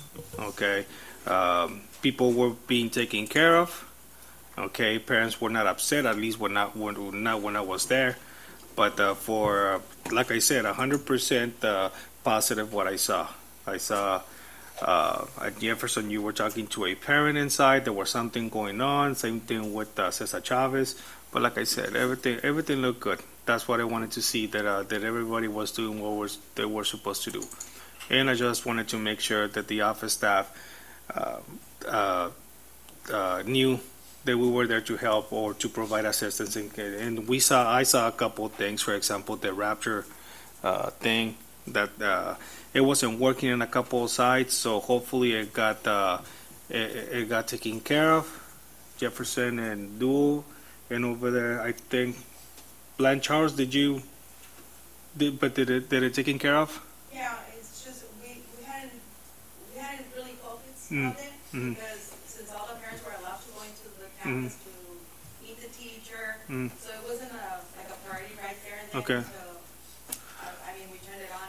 Miss Christine Columbia had signed out, so but it was okay. Okay, so good. So yeah. So other than that, it was what I saw. It was good. There's a couple of issues that I sent Maria an text about regarding some of the structural issues at some of the schools, but nothing that had to do with the principal. So, I like what I saw when I went to the schools. I have a couple of concerns regarding some of our citizens. They are asking why is it that some of the schools are getting painted, and so I guess everybody notices that Mainz is getting all the attention. So they want to know when they're gonna do the same thing at the other schools. So maybe we can talk about that at a later date, because that mural at Dual, I mean at Mainz, it looks very nice. So something else that caught my attention was that somebody regarding the mapping, the school zones. I know that when those new houses on north of Calexico that were built, they were promised that they would go to Cesar Chavez, but somehow they ended up going to KG's. I know it's not our fault, right? They were not promised by the district. No, we didn't promise. No, that when the houses were being built, they promised them that they were going to go to Cesar Chavez. So actually, I think they were promised a new school, not necessarily Cesar Chavez. Oh, okay. See, but it wasn't by us. No, it was not by the district. That's our understanding. Okay. And who does the remap, or who does the mapping of schools? Is it something that the board did 10 years ago when those houses were built? Or I know none of us were here when that happened. So and the only reason I know anything about the zoning of the time, for at least Cesar Chavez, for example, is because I was purchasing a home on Zapata Street. So therefore, that immediate neighborhood, and then Jefferson School was already overly impacted with the area right beyond Sol Market all the way to the American Canal. That area belonged to Jefferson School at one time, and as you know, Jefferson's already packed to the gills, with its residential area as well. So that's when it got rezoned to everybody north of Highway 98 would go to north of 98, and east of Andrade would go to Cesar Chavez.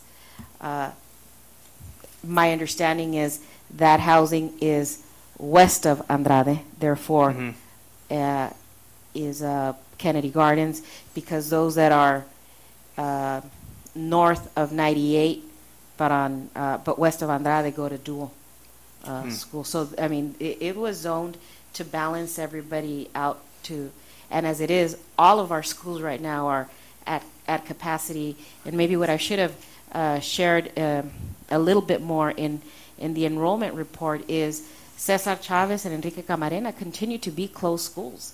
And in addition to that, there are certain grade levels that are already packed at every single elementary school, such as, is it fifth grade? Fourth and fifth grade. I mean, there's very little wiggle room in those grade levels. So it's very interesting, even though our enrollment seems lower in the elementary, we are at capacity at all of the schools, especially because this year there was a concerted effort, if I'm not mistaken, by Ed Services to return students to the greatest degree possible to their school of residence.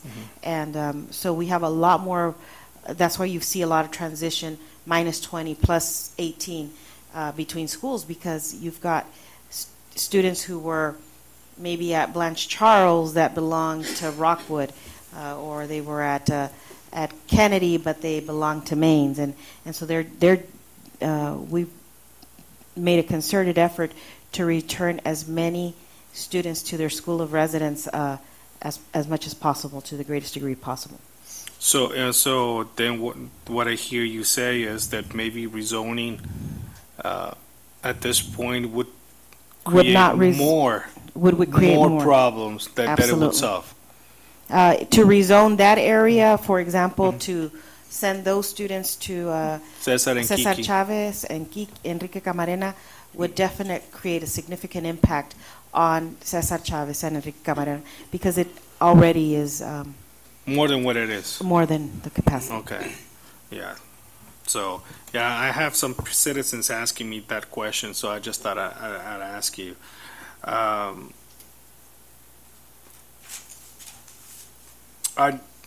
One last thing, I'm not really happy with the way that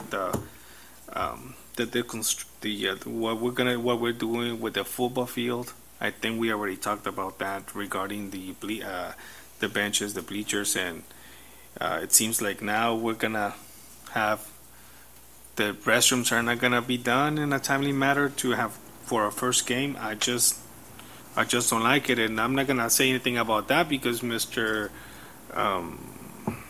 What's his name? Mr. Sanders is not here to hear what I have to say about that, so I'll just reserve my comments. And lastly, principals, and I just want to remind you again that as building principals, school principals, you're all entrusted with the safety of our kids, and not only our kids, but also your personnel. Okay, sometimes it doesn't take a mind reader to see when somebody's having a rough time. Okay, sometimes it doesn't take extra vision to know that something is going on or something is not right in somebody's life. My point is, you're responsible for that side. So the more that you take care not only of your students, but the more that you take care of your people, okay, the more people will take care of you, and therefore the students, and that's what we're here about. Okay, we need to make sure that when something is not right, and when you hear something, when you hear that people are having problems or that they may have a complaint, that you hear that person. Okay, people don't really need to go through you to come to us, and that's a misunderstanding. We are elected officials, and regardless what it said, we are elected officials. They don't need to go through the hierarchy. People can come straight to us with their complaints. Although we don't like, it's not that we don't like it, but we would prefer that they go through the chain of command. We are elected officials; they can come through us. Okay, so my point is, take care of your people, and people will take care of you. Thank you. Thank you, Mr. Calderon. And again, I think if you were there, you would understand Mr. Marcos Torres in his speech where he said, the first day when the parent shows up, he says, "Ahí se lo encargo." I think that with that mentality, I think we'll take care of my child. And I believe that these principals understand Yes. that. It's the precious thing we have, all of us have. So thank you again. Trustee Castillo. Quickly, I'll keep it quick. So again, congratulations, you guys have survived 3 days of a school. That's quite a feat already, and also district staff are supporting and getting schools running. I know you're dealing with parents and schedules and synergy and kids and all that fun stuff, but you know, one more day you got the weekend. So again, thank you. Also, on the same lines, take care of yourselves. You know, that's just as equally important for all of you to do. Along the same lines, the conference or professional development day, very high quality, and I've seen quite a bit. But for a district to put on a caliber program like that was incredible. And I've seen several school openings, you know, here, San Diego, elsewhere. Very high quality. So you guys have set the standard. So October 7th is going to be something else to match. Your presenters, again, very good speakers. I had a chance to visit as well later that afternoon. Visit several classrooms, observe, talk to Marco. Marco I knew from about 10 years ago. Worked with him on a couple things. We brought him down. But glad to see everything happening there. Comments, again, the people like the choice. I heard that a lot. And I also like the fact that we had our own people presenting. You know, we're building capacity within to support each other, and they're local, and that's nice.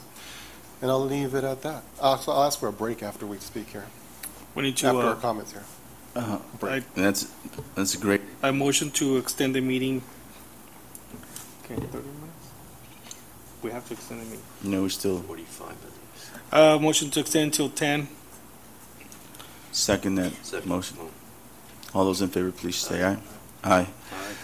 In favor are Romero Calderon, Castillo, Calderon Jr., and with Alvarado absent. As far as my comments, I'll make them short because I want to leave as much as you want to. Just thank you. We don't tell you this enough. Thank you. And when I'm saying thank you, I'm talking to everyone, not only you as administrators, but the certificated, the classified, everybody that's pitched in to get these school sites ready. I haven't visited much of the schools because I don't have the time that Mr. Ciro Calderon has, but I will be visiting them. But the few schools that I've been to, the grasses are green, the kitchens are clean, and I mean, it's remarkable how you guys day in, day out are doing your job and keeping these sites up to par. Again, thank you. Thank you for your hard work, and thank you for coming back this year. Well, hopefully this year will be a much better year than next year. So we'll take a 5-minute break, a 3-minute break, and we'll come back. Okay? Quick. Thank you. Unless you have items, you can go home.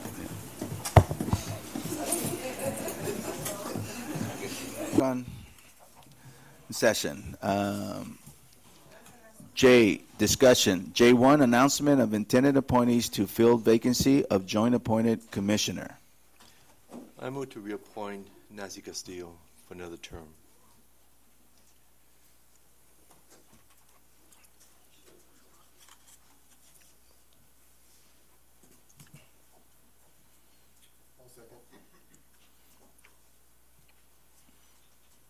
Well, okay, you already motioned. He already motioned, he seconded.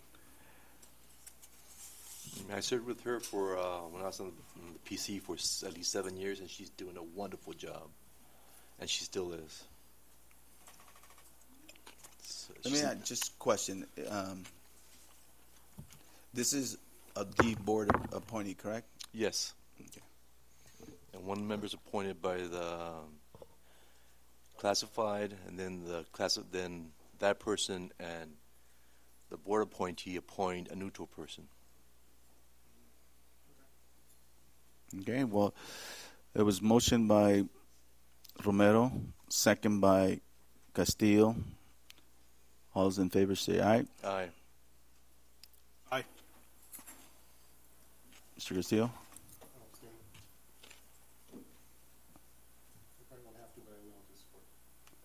Oh, okay.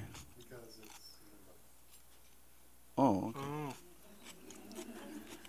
I don't have to legally, but perception, yeah. Aye.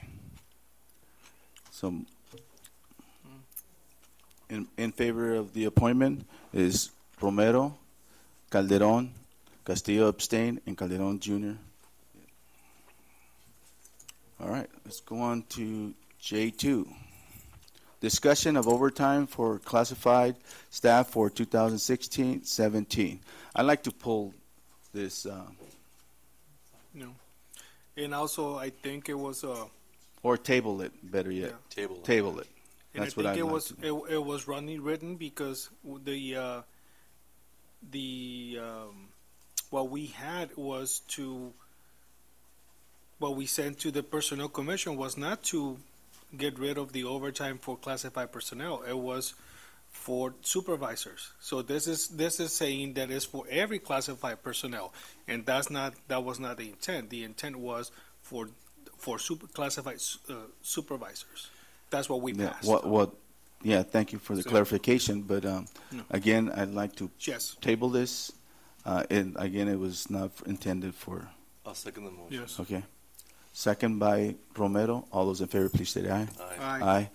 In favor of this motion is Romero, Calderon, Castillo, and Calderon Jr. J3, Board Self-Evaluation. I'll touch on this. I'll keep it quick. So I know periodically boards have the opportunity to just review and reflect on how they're doing, and I don't know if the board's done that for a while, but it's done usually annually, according to CSBA. CSBA has their own tools, surveys, or even online survey that the board members can take, and then it collects all the data and shares. Basically, looking at again how boards are servicing their community, meeting the governance standards, and there's a number of them I won't talk to. But again, it gives a chance for boards to look at where strengths are, maybe some areas of weakness, areas for professional development or growth. It's a discussion item. We didn't ask for action, but it's something that for us maybe to consider for a board retreat. That's usually when they happen. And I know we didn't do one this summer, but for an upcoming one, it's always good intent and good for boards to make sure they're on the right track, meeting their roles and responsibilities. So again, just present as a discussion item. We can look into it a bit more, look at some tools, surveys, and maybe bring that back in the future. Okay. Is everybody in agreement? Okay, thank you. J4, Implementing Technology for Textbooks at Classical High School 9th grade campus. You had a presentation, Ms. Ramirez? Yes, we do. All right.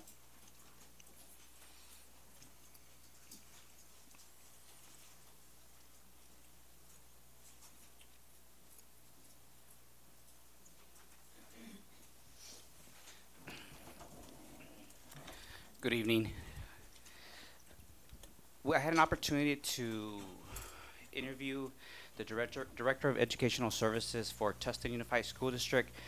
The interview was specifically, and Eduardo joined me on the phone conference. We had the planning with Ms. Ramirez in terms of the questions that we wanted to ask. And so we interviewed Robert Craven. Robert Craven has a very distinguished career in the area of technology. He was a former board president for CUE, Computer Using Educators Organizations, the former Chief Technology Officer for Tustin, and was recently promoted to the Director of Educational Services. So we're ready to ask some questions, find out more about what they're doing in technology in their school district. They currently have a one-to-one implementation. As listed there in the table, you can see that at the TK through 4th grade level, they have an iPad or iPad mini per student. It is a 3-to-1 ratio, if not a 1-to-1 ratio, so they're moving towards a 1-to-1. In some scenarios, it's 3-to-1. In other classrooms, it's 1 one-to-one, and students do not get to take their devices home in those grade levels. From 5th grade on up, they do get to take their devices home. In 5th and 8th, they have an iPad, 1-to-1 ratio. Again, they get to take their device home. In grades 9 through 12, they have access to a Toshiba laptop model Z30, was specifically chosen because it's lightweight and it has a 10-hour battery life. And they get to take that home. And then students also have the options of bringing their own device as long as it meets their district standards for being able to function well within their network. The process is students start the school year. The students and parents need to sign 2 policies. Then they're provided 2 to 3 insurance options. They recently began a MiFi implementation program, and it's understanding that the district pays for the MiFis. They share with us that they've had some struggles as the signal with the MiFis are sometimes, and a MiFi is a jetpack essentially. The students get to take a little device like this and they be able to have internet connectivity at home. They share that in some areas because of the cellular signal. They've had some struggles, so it's things that are still working on. They do provide a military grade cover for their iPads and or a sleeve if it's the laptop. In terms of instruction or instructional delivery, they currently started PDFing all their textbooks. So their textbooks were inside the laptop or their device via a PDF where they literally just scanned and turned into PDF their entire textbooks. They're beginning to move that now, phasing that out. As they have new adoptions, they began to go with online textbooks or other electronic format as they look at their new adoptions. They also have a learning management system. So essentially, learning management system is a software program that allows for the delivery of instruction for the teacher. One of the most common one known here in Calexico is Edmodo, and although not technically a learning management system, Google Classroom kind of emulates what a learning management system is. In their case, they use PowerSchool, which is the one that's integrated with their SIS. Our SIS is Synergy, theirs is PowerSchool, and it has a built-in learning management system. Training. We asked them about training. They do training where they pull out their teachers with subs, do some trainings during the day. They have a summer institute that they offer every summer as training, and they have technology coaches. And one of the things that Mr. Craven referred to, that this is what they felt has been the biggest impact. They do have a 10-to-1 ratio in terms of coach per teacher. So the coach is not assigned to the entire district. They're assigned specifically to 10 teachers to work with for the duration of the year. And they're big fans of following the summer model. And the summer model is a very well-known model where you work with teachers to self-reflection and going from using the technology to substitute, to augment their content, their instruction, to modify, and then to what's best known as the best use of technology, what they call redefinition. And redefinition is where you're truly using the technology, where what you're doing could not have been possible without the technology. So just a quick example, if students are blogging and getting feedback from globally from peers the same age across the world, that would not have been possible without the technology. The benefits that they've seen is an increased use of innovative practices based on their observations and the projects that they're completing. They have metrics that allow them to track the use of their learning management system and their use of Google applications. They say they have very, very high metrics on their uses of their LMS and Google. Their test scores are higher than the county average. They have noticed an increased attendance since they started this 5 years ago, and they do have an increased success with AP exams. Funding. They started, they passed a bond, and this is predominantly their major source of funding.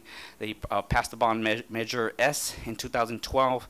This provides, at a refresh every 5 years, $20 million every 5 years for technology and STEM projects. We kind of did some calculations to kind of be able to see what would this look like if we were to implement at the 9th grade. We have about 812, 820 students in the 9th grade currently, but we used it as a baseline 800.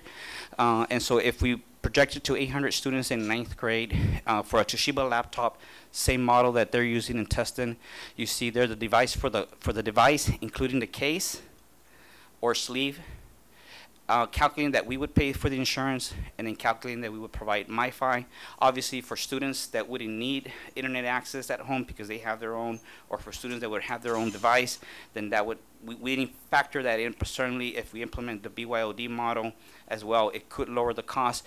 But if nobody had BYOD, if no one had internet access, then we're looking at $1.2 million for the Toshiba model, $938,000 for the MacBook Air, $815,000 for an iPad Pro, the larger version, with the keyboard, and $860,000 for a Dell Latitude computer laptop. And if I'm not mistaken, the last slide is Mr. Craven said he'd be more than happy to, if we reach out to him, to facilitate a visit of their implementation of their one-to-one model. The insurance would be paid by the parents, correct? At Tustin, they put that expense for the parents. My understanding through Ms. Ramirez is that, I don't know if it's because of Williams, then here we wouldn't have that option. It would have to be covered as a district. Lucio, and that's why I'm looking at Mr. Price. What about special ed students? Well, in the case of Tustin, it's one-to-one and across the entire district, so one-to-one means everyone. No, but my point is, some of our students or special ed students may have different needs. So, for example, so when you talk about an iPad or a computer, a laptop, they may need somebody that can help them operate that iPad or laptop or whatever the case may be. I didn't ask them specifically at Tustin, but I'm very sure that as any district, I'm sure they make accommodation as needed as a case-by-case situation, and that's my assumption, but I would think that they, much as us, would, you make those... That will be interesting to see. I don't think it would be any difference than someone helping them open up the textbook and going through the textbook. It's the same thing, it's just it would be technology, so... Students actually respond better to iPad. Yes, it's a lot easier, I would. Oh, no, my point is that I want to make sure that everybody's covered, and that if the help is needed, that they have the help they need in order to make this happen, because we want to include all students into this new experience if the board chooses to go this route. Well, again, it's no secret that this came about. I have two nieces that attend Tustin District, and to see them go through these iPads and see that they're actually engaged in like blogging, their textbooks are all within their laptops and so forth. This is our future. This is what we should be looking at. And with Marco Torres, I think it just opened up and it exploded in Calexico. That if we don't, we're behind the 8 ball in this. We have to challenge and engage our students. Otherwise, when they go to college and everything, they're going to be behind. And I'm asking, and the reason it was brought up is that I'm asking for a pilot program to try the 9th grade. We already have some equipment, correct, Mr.? So the cost wouldn't be that much. But I believe that we're doing an injustice to the kids of this district if we don't take that opportunity and chance, because it might work, and if it does, then we're going to help them out in the long run. I have a question. Those prices or those figures that you gave us, is that a one-time cost or is that a recurring cost? So in the case, and I want to point out a few things here, just as I'm listening to the comments and the questions. So in the case of the laptop or the iPad, the lifespan expectancy could be between 4 to 6 years, and that's why we're thinking that they had that bond automatically refreshing every 5 years, expecting for the device to last that long. In terms of the insurance and the Wi-Fi cost, that's an annual cost. It's an annual recurring cost.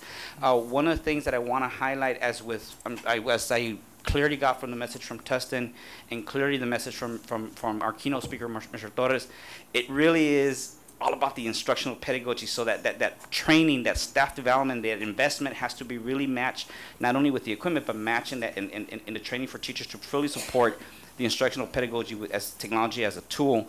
And really that's been the message that I got from Mr. Craven, and that's been the message also as well from Marco Torres, just real deep instructional pedagogy using the technology as a tool. And this is just a vision and for the future. I think that we should explore it. I mean, I'm not saying let's do it, but we should get more information on this. Actually, the reason it's here, I was requesting to get permission to go visit this district and see what they're doing with with this technology, and then bring it back to this board and say, this is what it is. And thank you for your presentation, Mr. Padilla. That's great. I mean, that's more than I expected, but thank you again. And again, this is our future. And for just a quick note, I grew up, and this is not mine because I couldn't find mine, but when I was growing up, my parents invested in us and our siblings $350 to buy an encyclopedia, which I think was the best investment they invested in their kids' future. And it helped us. I mean, our house became the Google, so to speak, of the 70s. But I think that I've talked to my siblings, and all of them still remember that we were able to go and look up things in these encyclopedias. And now my kids have, well, this is mine, but my kids probably have a better one. But this is what kids are using now. And I think this is the future. And if we don't do anything about it now, then we're doing an injustice to our kids. And I know money's tight and everything, but we find money for everything. And this probably would be one-time investment for that class because they'll last through their years in high school. And it doesn't matter if it's Tustin, California. I went to a safety conference, and I think it was Vista in Los Angeles. They're probably a district like ours, and they started 1 year, and then within 4 years they were able to have one-on-one technology for all their students. And they were struggling too, but they made it happen. And it was a safety conference, but I think the superintendent made it a point where, you know, it's something that we made and we went out and accomplished it. And it's good. I mean, that's our future, and I think we should invest in our future. So, Mr. Calderon, just so you know, Coachella Valley Unified, they have one iPad for every single kid from TK to grade 12. Every single kid has an iPad. So I ask you, why is Calexico different? We should explore. And they passed a bond X, yes, exactly. However, they did it. Yeah. So. Yeah, but they use bond monies, correct? Yes, they use bond monies, exactly. Yes. Okay, you could pursue this, but you need to look for a funding source. Yes. So a couple grants. Of things. Obviously, funding source. A couple of things. I think, yeah, there's interest in pursuing kind of being 21st century schools and classrooms for our kids.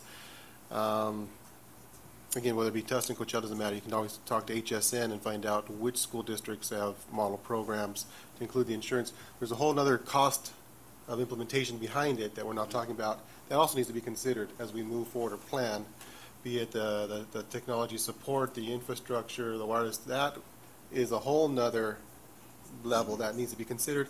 But if we're giving direction to pursue and come back with those details, also even considering what grade level is appropriate. I don't know. Would it be 9? Or what's the research say? We study sync, right? We're using study sync now.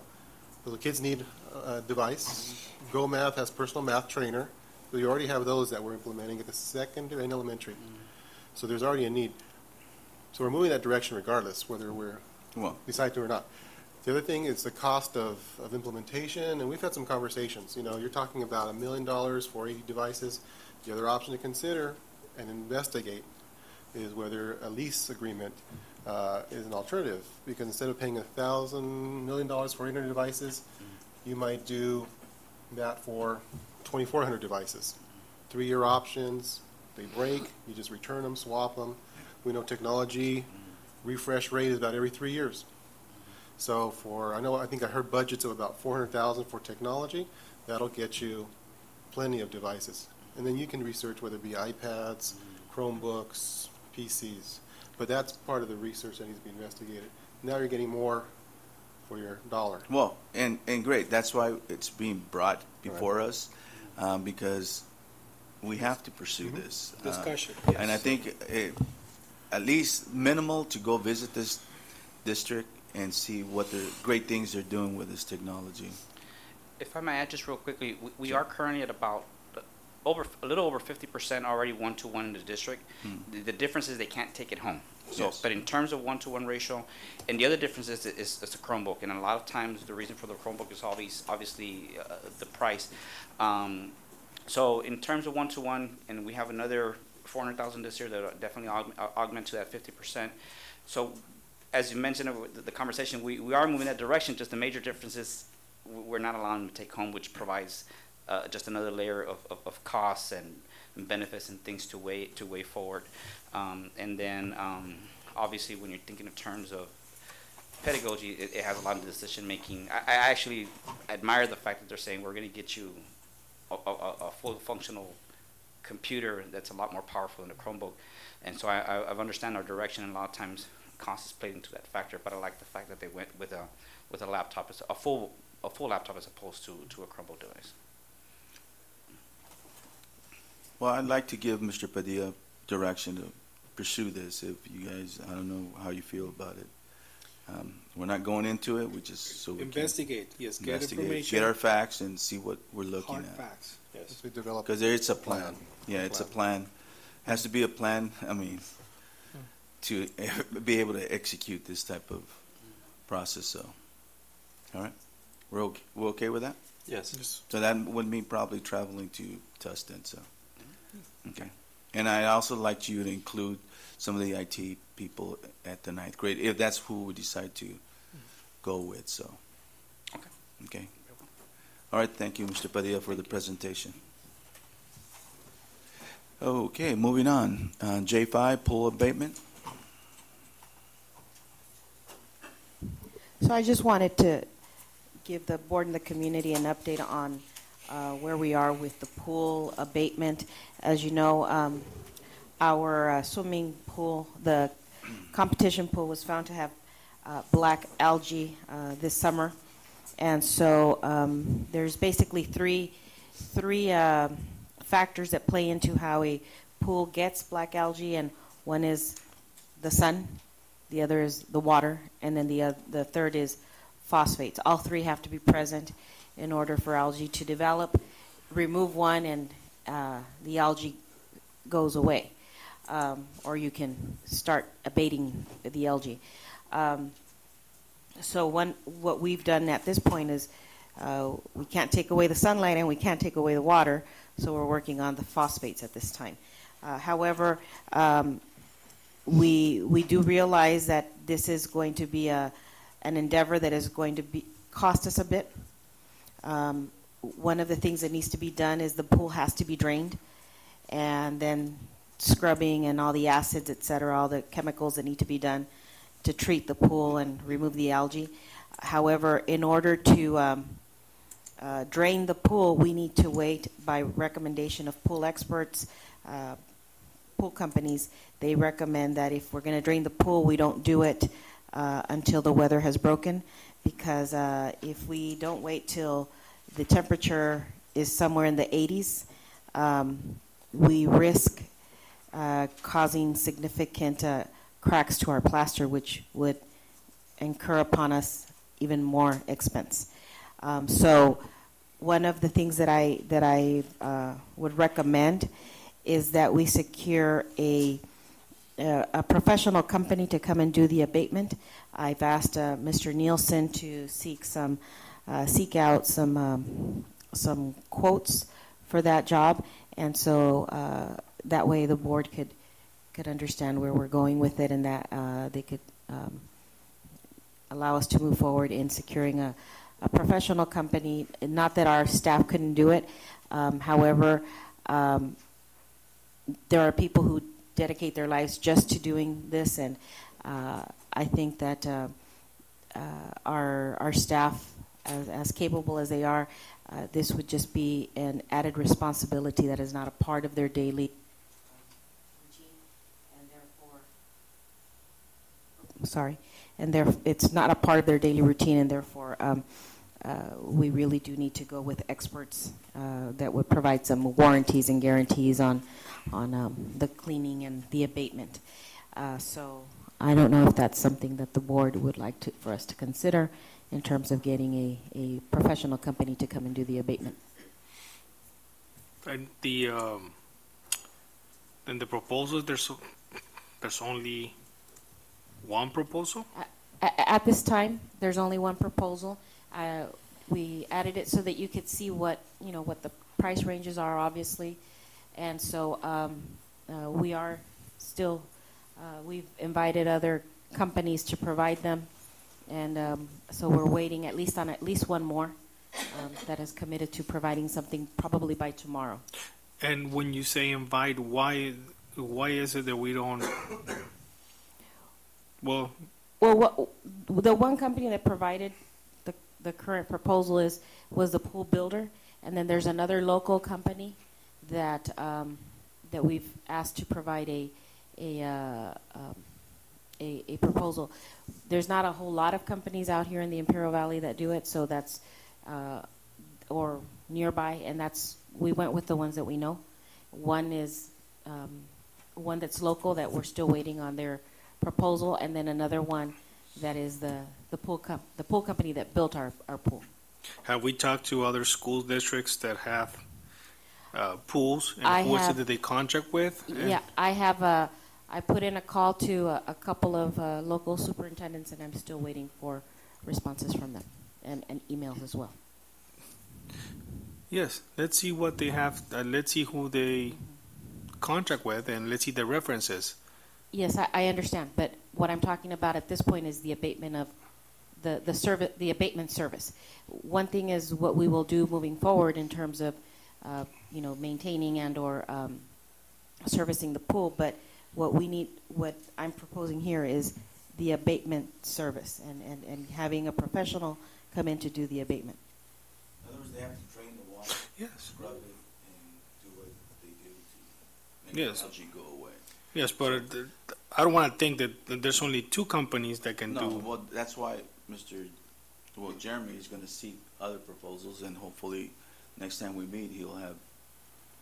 So let's have on the agenda for next time. Yeah. Yes. It'll be an action item. And again, I'm sure our staff could do it, but because of the expense we already have in this pool, the investment, I think we should have a company that deals with it. I mean, they're dealing with assets and so forth, and what if someone gets hurt that doesn't deal with assets every day? And that's what they do. They go in there and use strong chemicals. Okay. So if you can get some proposals. Yes, absolutely. And by then maybe I'll have some responses from the local school districts. Thank you, Ms. Sombris. K, action items, consideration and action approval of the following items. K1, agreement between Verizon Wireless and Calexico Unified School District for antenna installation on new light poles at Calexico High. I'd like to table this item. Second. Second by Romero. All those in favor, please state aye. Aye. Aye. Voting in favor, Romero, Calderon, Castillo, and Calderon Jr. K2, agreement between Calexico Unified School District and the California School Age Consortium for the implementation of Science Action Club projects from August 2017 to June 2018. Move to approve. Second. Moved by Calderon, second by Romero. All those in favor, please state aye. Aye. Aye. In favor of the item, Romero, Calderon, Castillo, and Calderon Jr. K3, renewal of agreement between Calexico Unified School District and SHI SHI Inc. for Microsoft software licensing. I move to approve. Second. Second by who? Castillo. All those in favor, please state aye. Aye. Aye. In favor of the motion, Romero, Calderon, Castillo, and Calderon Jr. K4, memorandum of understanding between Calexico Unified School District and Imperial County Office of Education for professional development on Spanish-English biliteracy transfer for grades K6. I motion to approve. I'll second. Second by Calderon. All those in favor, please say aye. Aye. Aye. In favor of this item, Romero, Calderon, Castillo, and Calderon Jr. K5, memorandum of understanding between Calexico Unified School District and Imperial County Office of Education for Professional Development for English Language Intervention Teachers. I move to approve. Moved by Calderon, Second. second by Castillo. All those in favor, please say aye. Aye. Aye.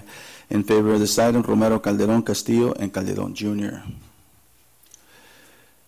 K6, Memorandum of Understanding between Calexico Unified School District and Imperial County of Education regarding professional development for CUSD, administrators, academic support, teachers, and support staff on California assessment of student performance and progress, universal and designated support. Only 1,400? That's all ICOE is charging us? I move to approve. Moved by Calderon, second by Calderon Jr. All those in favor, please. Aye. Voting in favor, Romero, Calderon, Castillo, and Calderon Jr. Memorandum of Understanding between Calexico Unified School District and Imperial County Adult Education Consortium for school year 2017 through 2018 for collaborating and working together to improve the delivery of adult education. I move to approve. Moved by Calderon, second by Calderon Jr. All those in favor, please say aye. Aye. Aye. Voting in favor of this item, Romero, Calderon, Castillo, and Calderon Jr. K8, approval of submittal of selected courses up for adult education for school year 2017 through 2018 to the California Department of Education. So moved. Moved by Romero, second by Calderon Jr. All those in favor, please state aye. Aye. Aye. Voting in favor is Romero, Calderon, Castillo, and Calderon Jr. K9, first reading of revised board policy 6146.1, high school graduation requirements. Maria, what, did it change anything? Yes, as a matter of fact, it would reduce the amount of credits needed to earn a high school diploma from adult education by quite a few credits. Yeah. So the portion of this policy, it has nothing to do with a high school, but embedded in there is the adult education. So Mr. Moreno met with the adult Ed Consortium, and they provided a list of the requirements that the state recommends and that the consortium recommends. And we are one of the ones that have the most requirements for our adult ed. And so what we're proposing is that we eliminate the 40 elective courses. We're not touching the English, the math, the history, and so on. The majority of the adult schools here in the Valley, they do not require that they do the electives. So you're recommending 40 less credits? 40 less. So for example, the state recommends 130, the consortium recommends 135. We currently have 180. So by eliminating those 40, we go down to 140, so we still be meeting the requirements by both the state and the consortium. And in addition, we made some updates to the policy that relate to our foster students and foster and homeless and our military. So those are just new laws that says that we're going to make sure that we monitor them, we take credits from wherever it is that they're coming from. So those are the only changes in the policy. Cool. I move we approve. I second that. It's a first reading, so I don't think we need a, we do? We do? All right, then it's moved by Romero, second by Calderon. All those in favor, please say aye. Aye. Aye. In favor of this item is Romero, Calderon, Castillo, and Calderon Jr. K10, provisional internship permit for Tyler Gentry for the year 2017-2018 school year. I motion to approve. A second. Second by Calderon. All those in favor, please state aye. Aye. Aye. In voting in favor of this item, Romero, Calderon, Castillo, and Calderon Jr. K11, provisional internship permit for Karen Chang for the year 2017-2018 school year. I motion to approve. Second. Second by Romero. All those in favor, please say aye. Aye. Aye. Voting in favor, Romero, Calderon, Castillo, and Calderon Jr. K12, provisional internship permit for Diana Bermudez for the 2017-2018 school year. I motion to approve. Second. Second by Calderon. All those in favor, please say aye. Aye. Aye. Voting in favor, Romero, Calderon Castillo, and Calderon Jr. K13, account payable pre-list.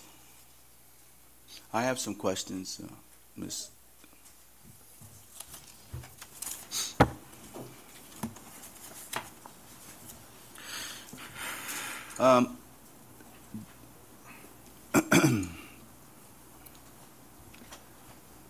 Climatech is the company that's installing the sensors and everything for our air conditioning and so forth. We're paying them $385,457.75. Is this all we're paying them, or is it more? Is this the first payment? This would be the second, probably the second and third payment. So they've completed, I think, to date, about 19% of the project in its entirety. So this is just it's a progress billing. These are progress billing payments. Okay, can you tell me what the total is for I think it was $500,000 or? Oh, no, the total project is over $6 million. $6 million? Yes, for the district-wide project. Okay. All right. And when are they reporting to dual school? Jeremy, do we know? Do you know when Climatech will be out to dual school, or? They're there right now.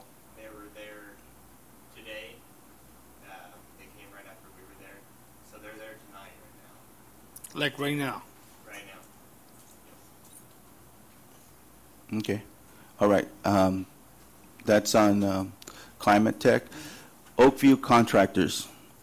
Is this also the total amount for what they're charging us for the light poles, or is just an? This is a progress billing. So Okay. I believe the total contract itself was about, I want to say, I don't think I have a copy of the PO, but it's a progress billing. I don't know exactly their total, but I'm sure it was over $1 million. Over $1 million. I think that's what the award was for. Can you let us know? Sure. Next. Okay. And also, and I just don't recall. Maybe we did. Did we put this project out to bid? The lighting project? Yes. Yes, sir. We did. Okay. And Oakview was the winner. Was the award of that bid. Okay. All right. Then, trustees, do you have any other questions on the pre-list? No. No? Okay. That's all I have, Ms. All right. K14, awarding the RFP. No, I move we approve. I'm sorry. Yeah, you're right. Because of new method. All right. I second. Second by Calderon. All those in favor, please say aye. Hold on. I'm sorry. So can you approve the pre-list? Yes, and the addendum, I'm going to start writing that on the yes, the item itself. So we'll put it list and So, Romero, you motion to Yes. approve the The pre-list and the addendum. Yep. Second by Calderon. All those in favor, please say aye. Aye. Aye. Voting in favor, Romero, Calderon, Castillo, and Calderon Jr. All right. K14, awarding the RFP number 2017-03, Security Patrol Services and Agreement Approval. I have some questions on this.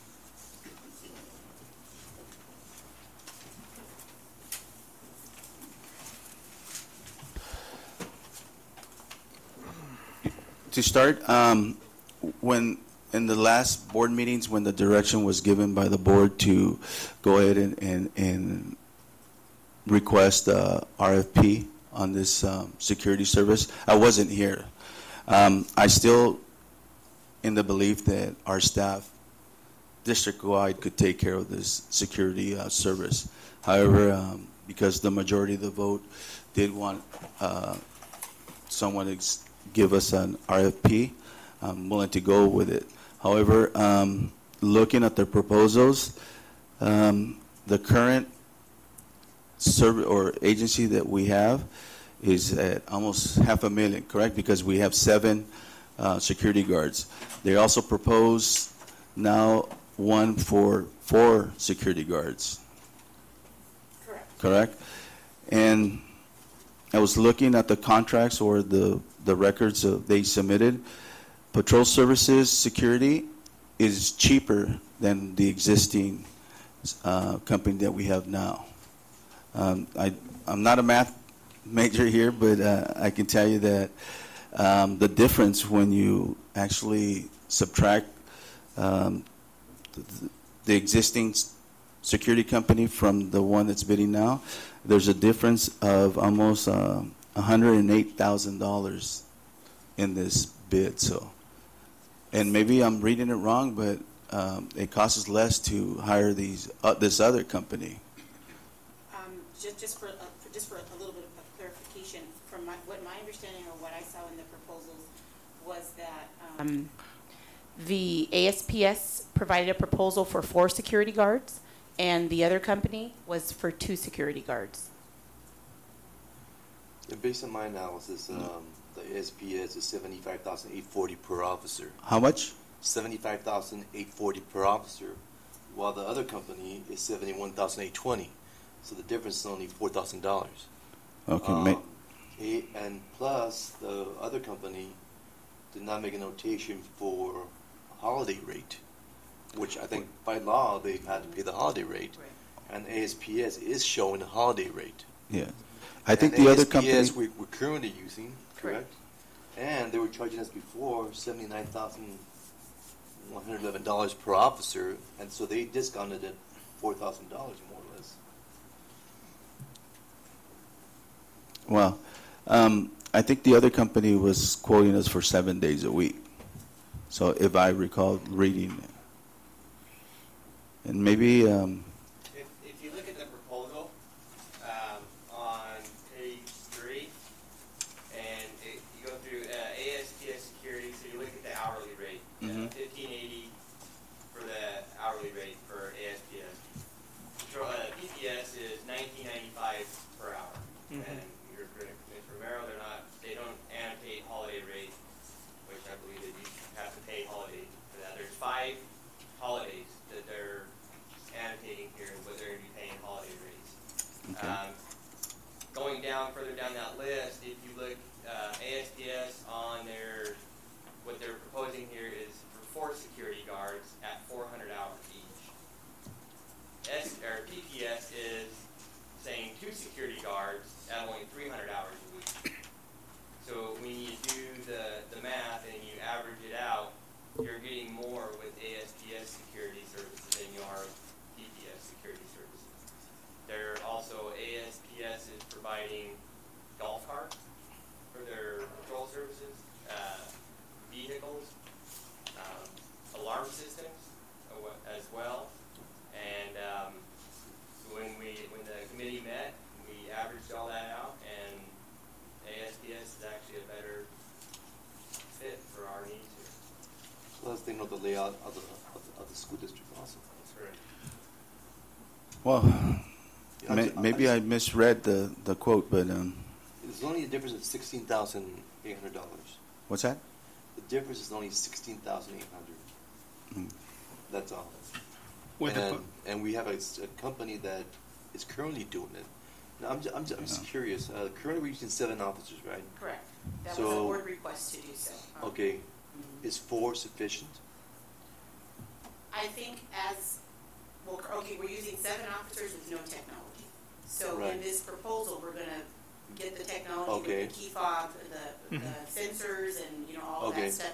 At this point in time, we believe that it will be sufficient, and I think it's going to be some trial and error because we've never had that type of technology and stuff, or that type of stuff ever. Yeah. So we think so. At this time, it will suffice and will make the difference to go down those 3 officers with the technology. Yeah, this is going to save us approximately $250,000.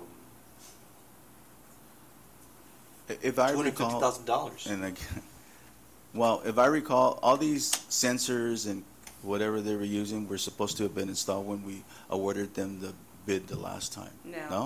No, so back in 2016, that was our recommendation, was to award the bid, but at that time, the board decided to move forward with the last year of the contract and then have us reevaluate this proposal. Because at that time, we would have saved $168,000 this year, or well, in 16-17 had we moved forward with that proposal at that time. So So here we're saving 230. I move that we approve this contract with ASPS. I'll second. Okay, move by Romero, second by Castillo. All those in favor, please. Aye. Aye. Aye. No. Voting in favor is Romero, Calderon, Castillo, and Calderon voting no. Aye. That happened. Calderon Jr. Oh, you haven't voted? Delayed. I thought you, well, my mistake. Trustee Calderon? Do you have any questions or concerns?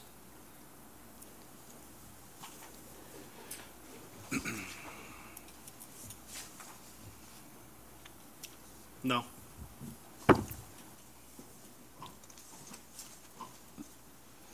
So motion dies for yeas. So what direction you want to? I'd like to bring this back up when we have a full board. Ms. Martinez, do you remember when we had this conversation a long time ago? Yes, about creating our own force. In less than 2 minutes, can you refresh our memory as to why and why not? Do you remember? Well, Bring it back next time. with honesty, I Yeah. think we should give her an opportunity to prepare. Well, no, because we're going to bring it back Yeah. because I Mr. don't remember. Alvarado is gone. I don't remember what the pros and cons were at that time. Well, I can tell you right now what the pros, the cons are the purse cost, the insurance cost. I mean, the fringe benefits. You can't compete with the private sector. That will kill you. So if you think you can, you can't. Yeah. I mean, it's obvious without doing a major analysis. Well, issues, I mean, I can go on with issues. We had a hydrant that was knocked off, and we still don't know how that happened. I mean, we got issues going on with this company that, I mean, maybe they have investigated. I mean, things are happening in our district, and we still don't know about them. And that's part of their contract. So let's bring it back next time. Yeah, I would say just bring it back. We're going to go ahead and bring it back next board. All right. Where we at? K5, resolution regarding disposition and surplus asset, non-asset technology equipment at Rockwood Elementary. Motion that we approve. Motion by Second. Castillo, second by Calderon. All those in favor, please say aye. Aye. Aye. Voting in favor, Romero, Calderon, Castillo, and Calderon Jr. K16, Mr. Gonzalez.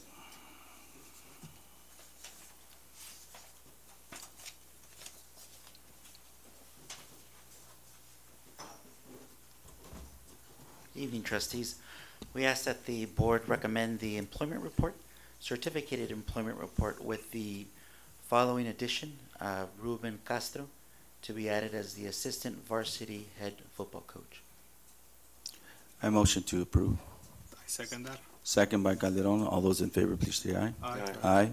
Voting in favor, Romero, Calderon, Castillo, and Calderon Jr. K17, classified employment report. I move to. There was, disapproving Daniel Caro Madrigal, correct? Request? That is correct. The board would need to take a vote on that, if the board will approve or deny the request. Okay. All right. Romero? I move we reject the request. I'll second that. Second by Calderon. All those in favor, please say aye. Aye. Aye. Voting in favor, Romero, Calderon, Castillo, and Calderon Jr. L, reconvene to earlier closed session. We're not going back to closed session. Did you approve the rest of them? Yes, we Yes. did. So, With the exception Send of. all right. L, reconvene to earlier closed session. We're not going back to closed session. Reconvene to open session. And announcement of action taken in closed session, none. Do we have a motion to adjourn this meeting? Move to adjourn. Moved by Calderon, second by Romero. All those in favor, please say aye. Aye. Aye. Motion to adjourn this meeting and approved by Romero, Calderon, Castillo, and Calderon Jr. Good night, everyone.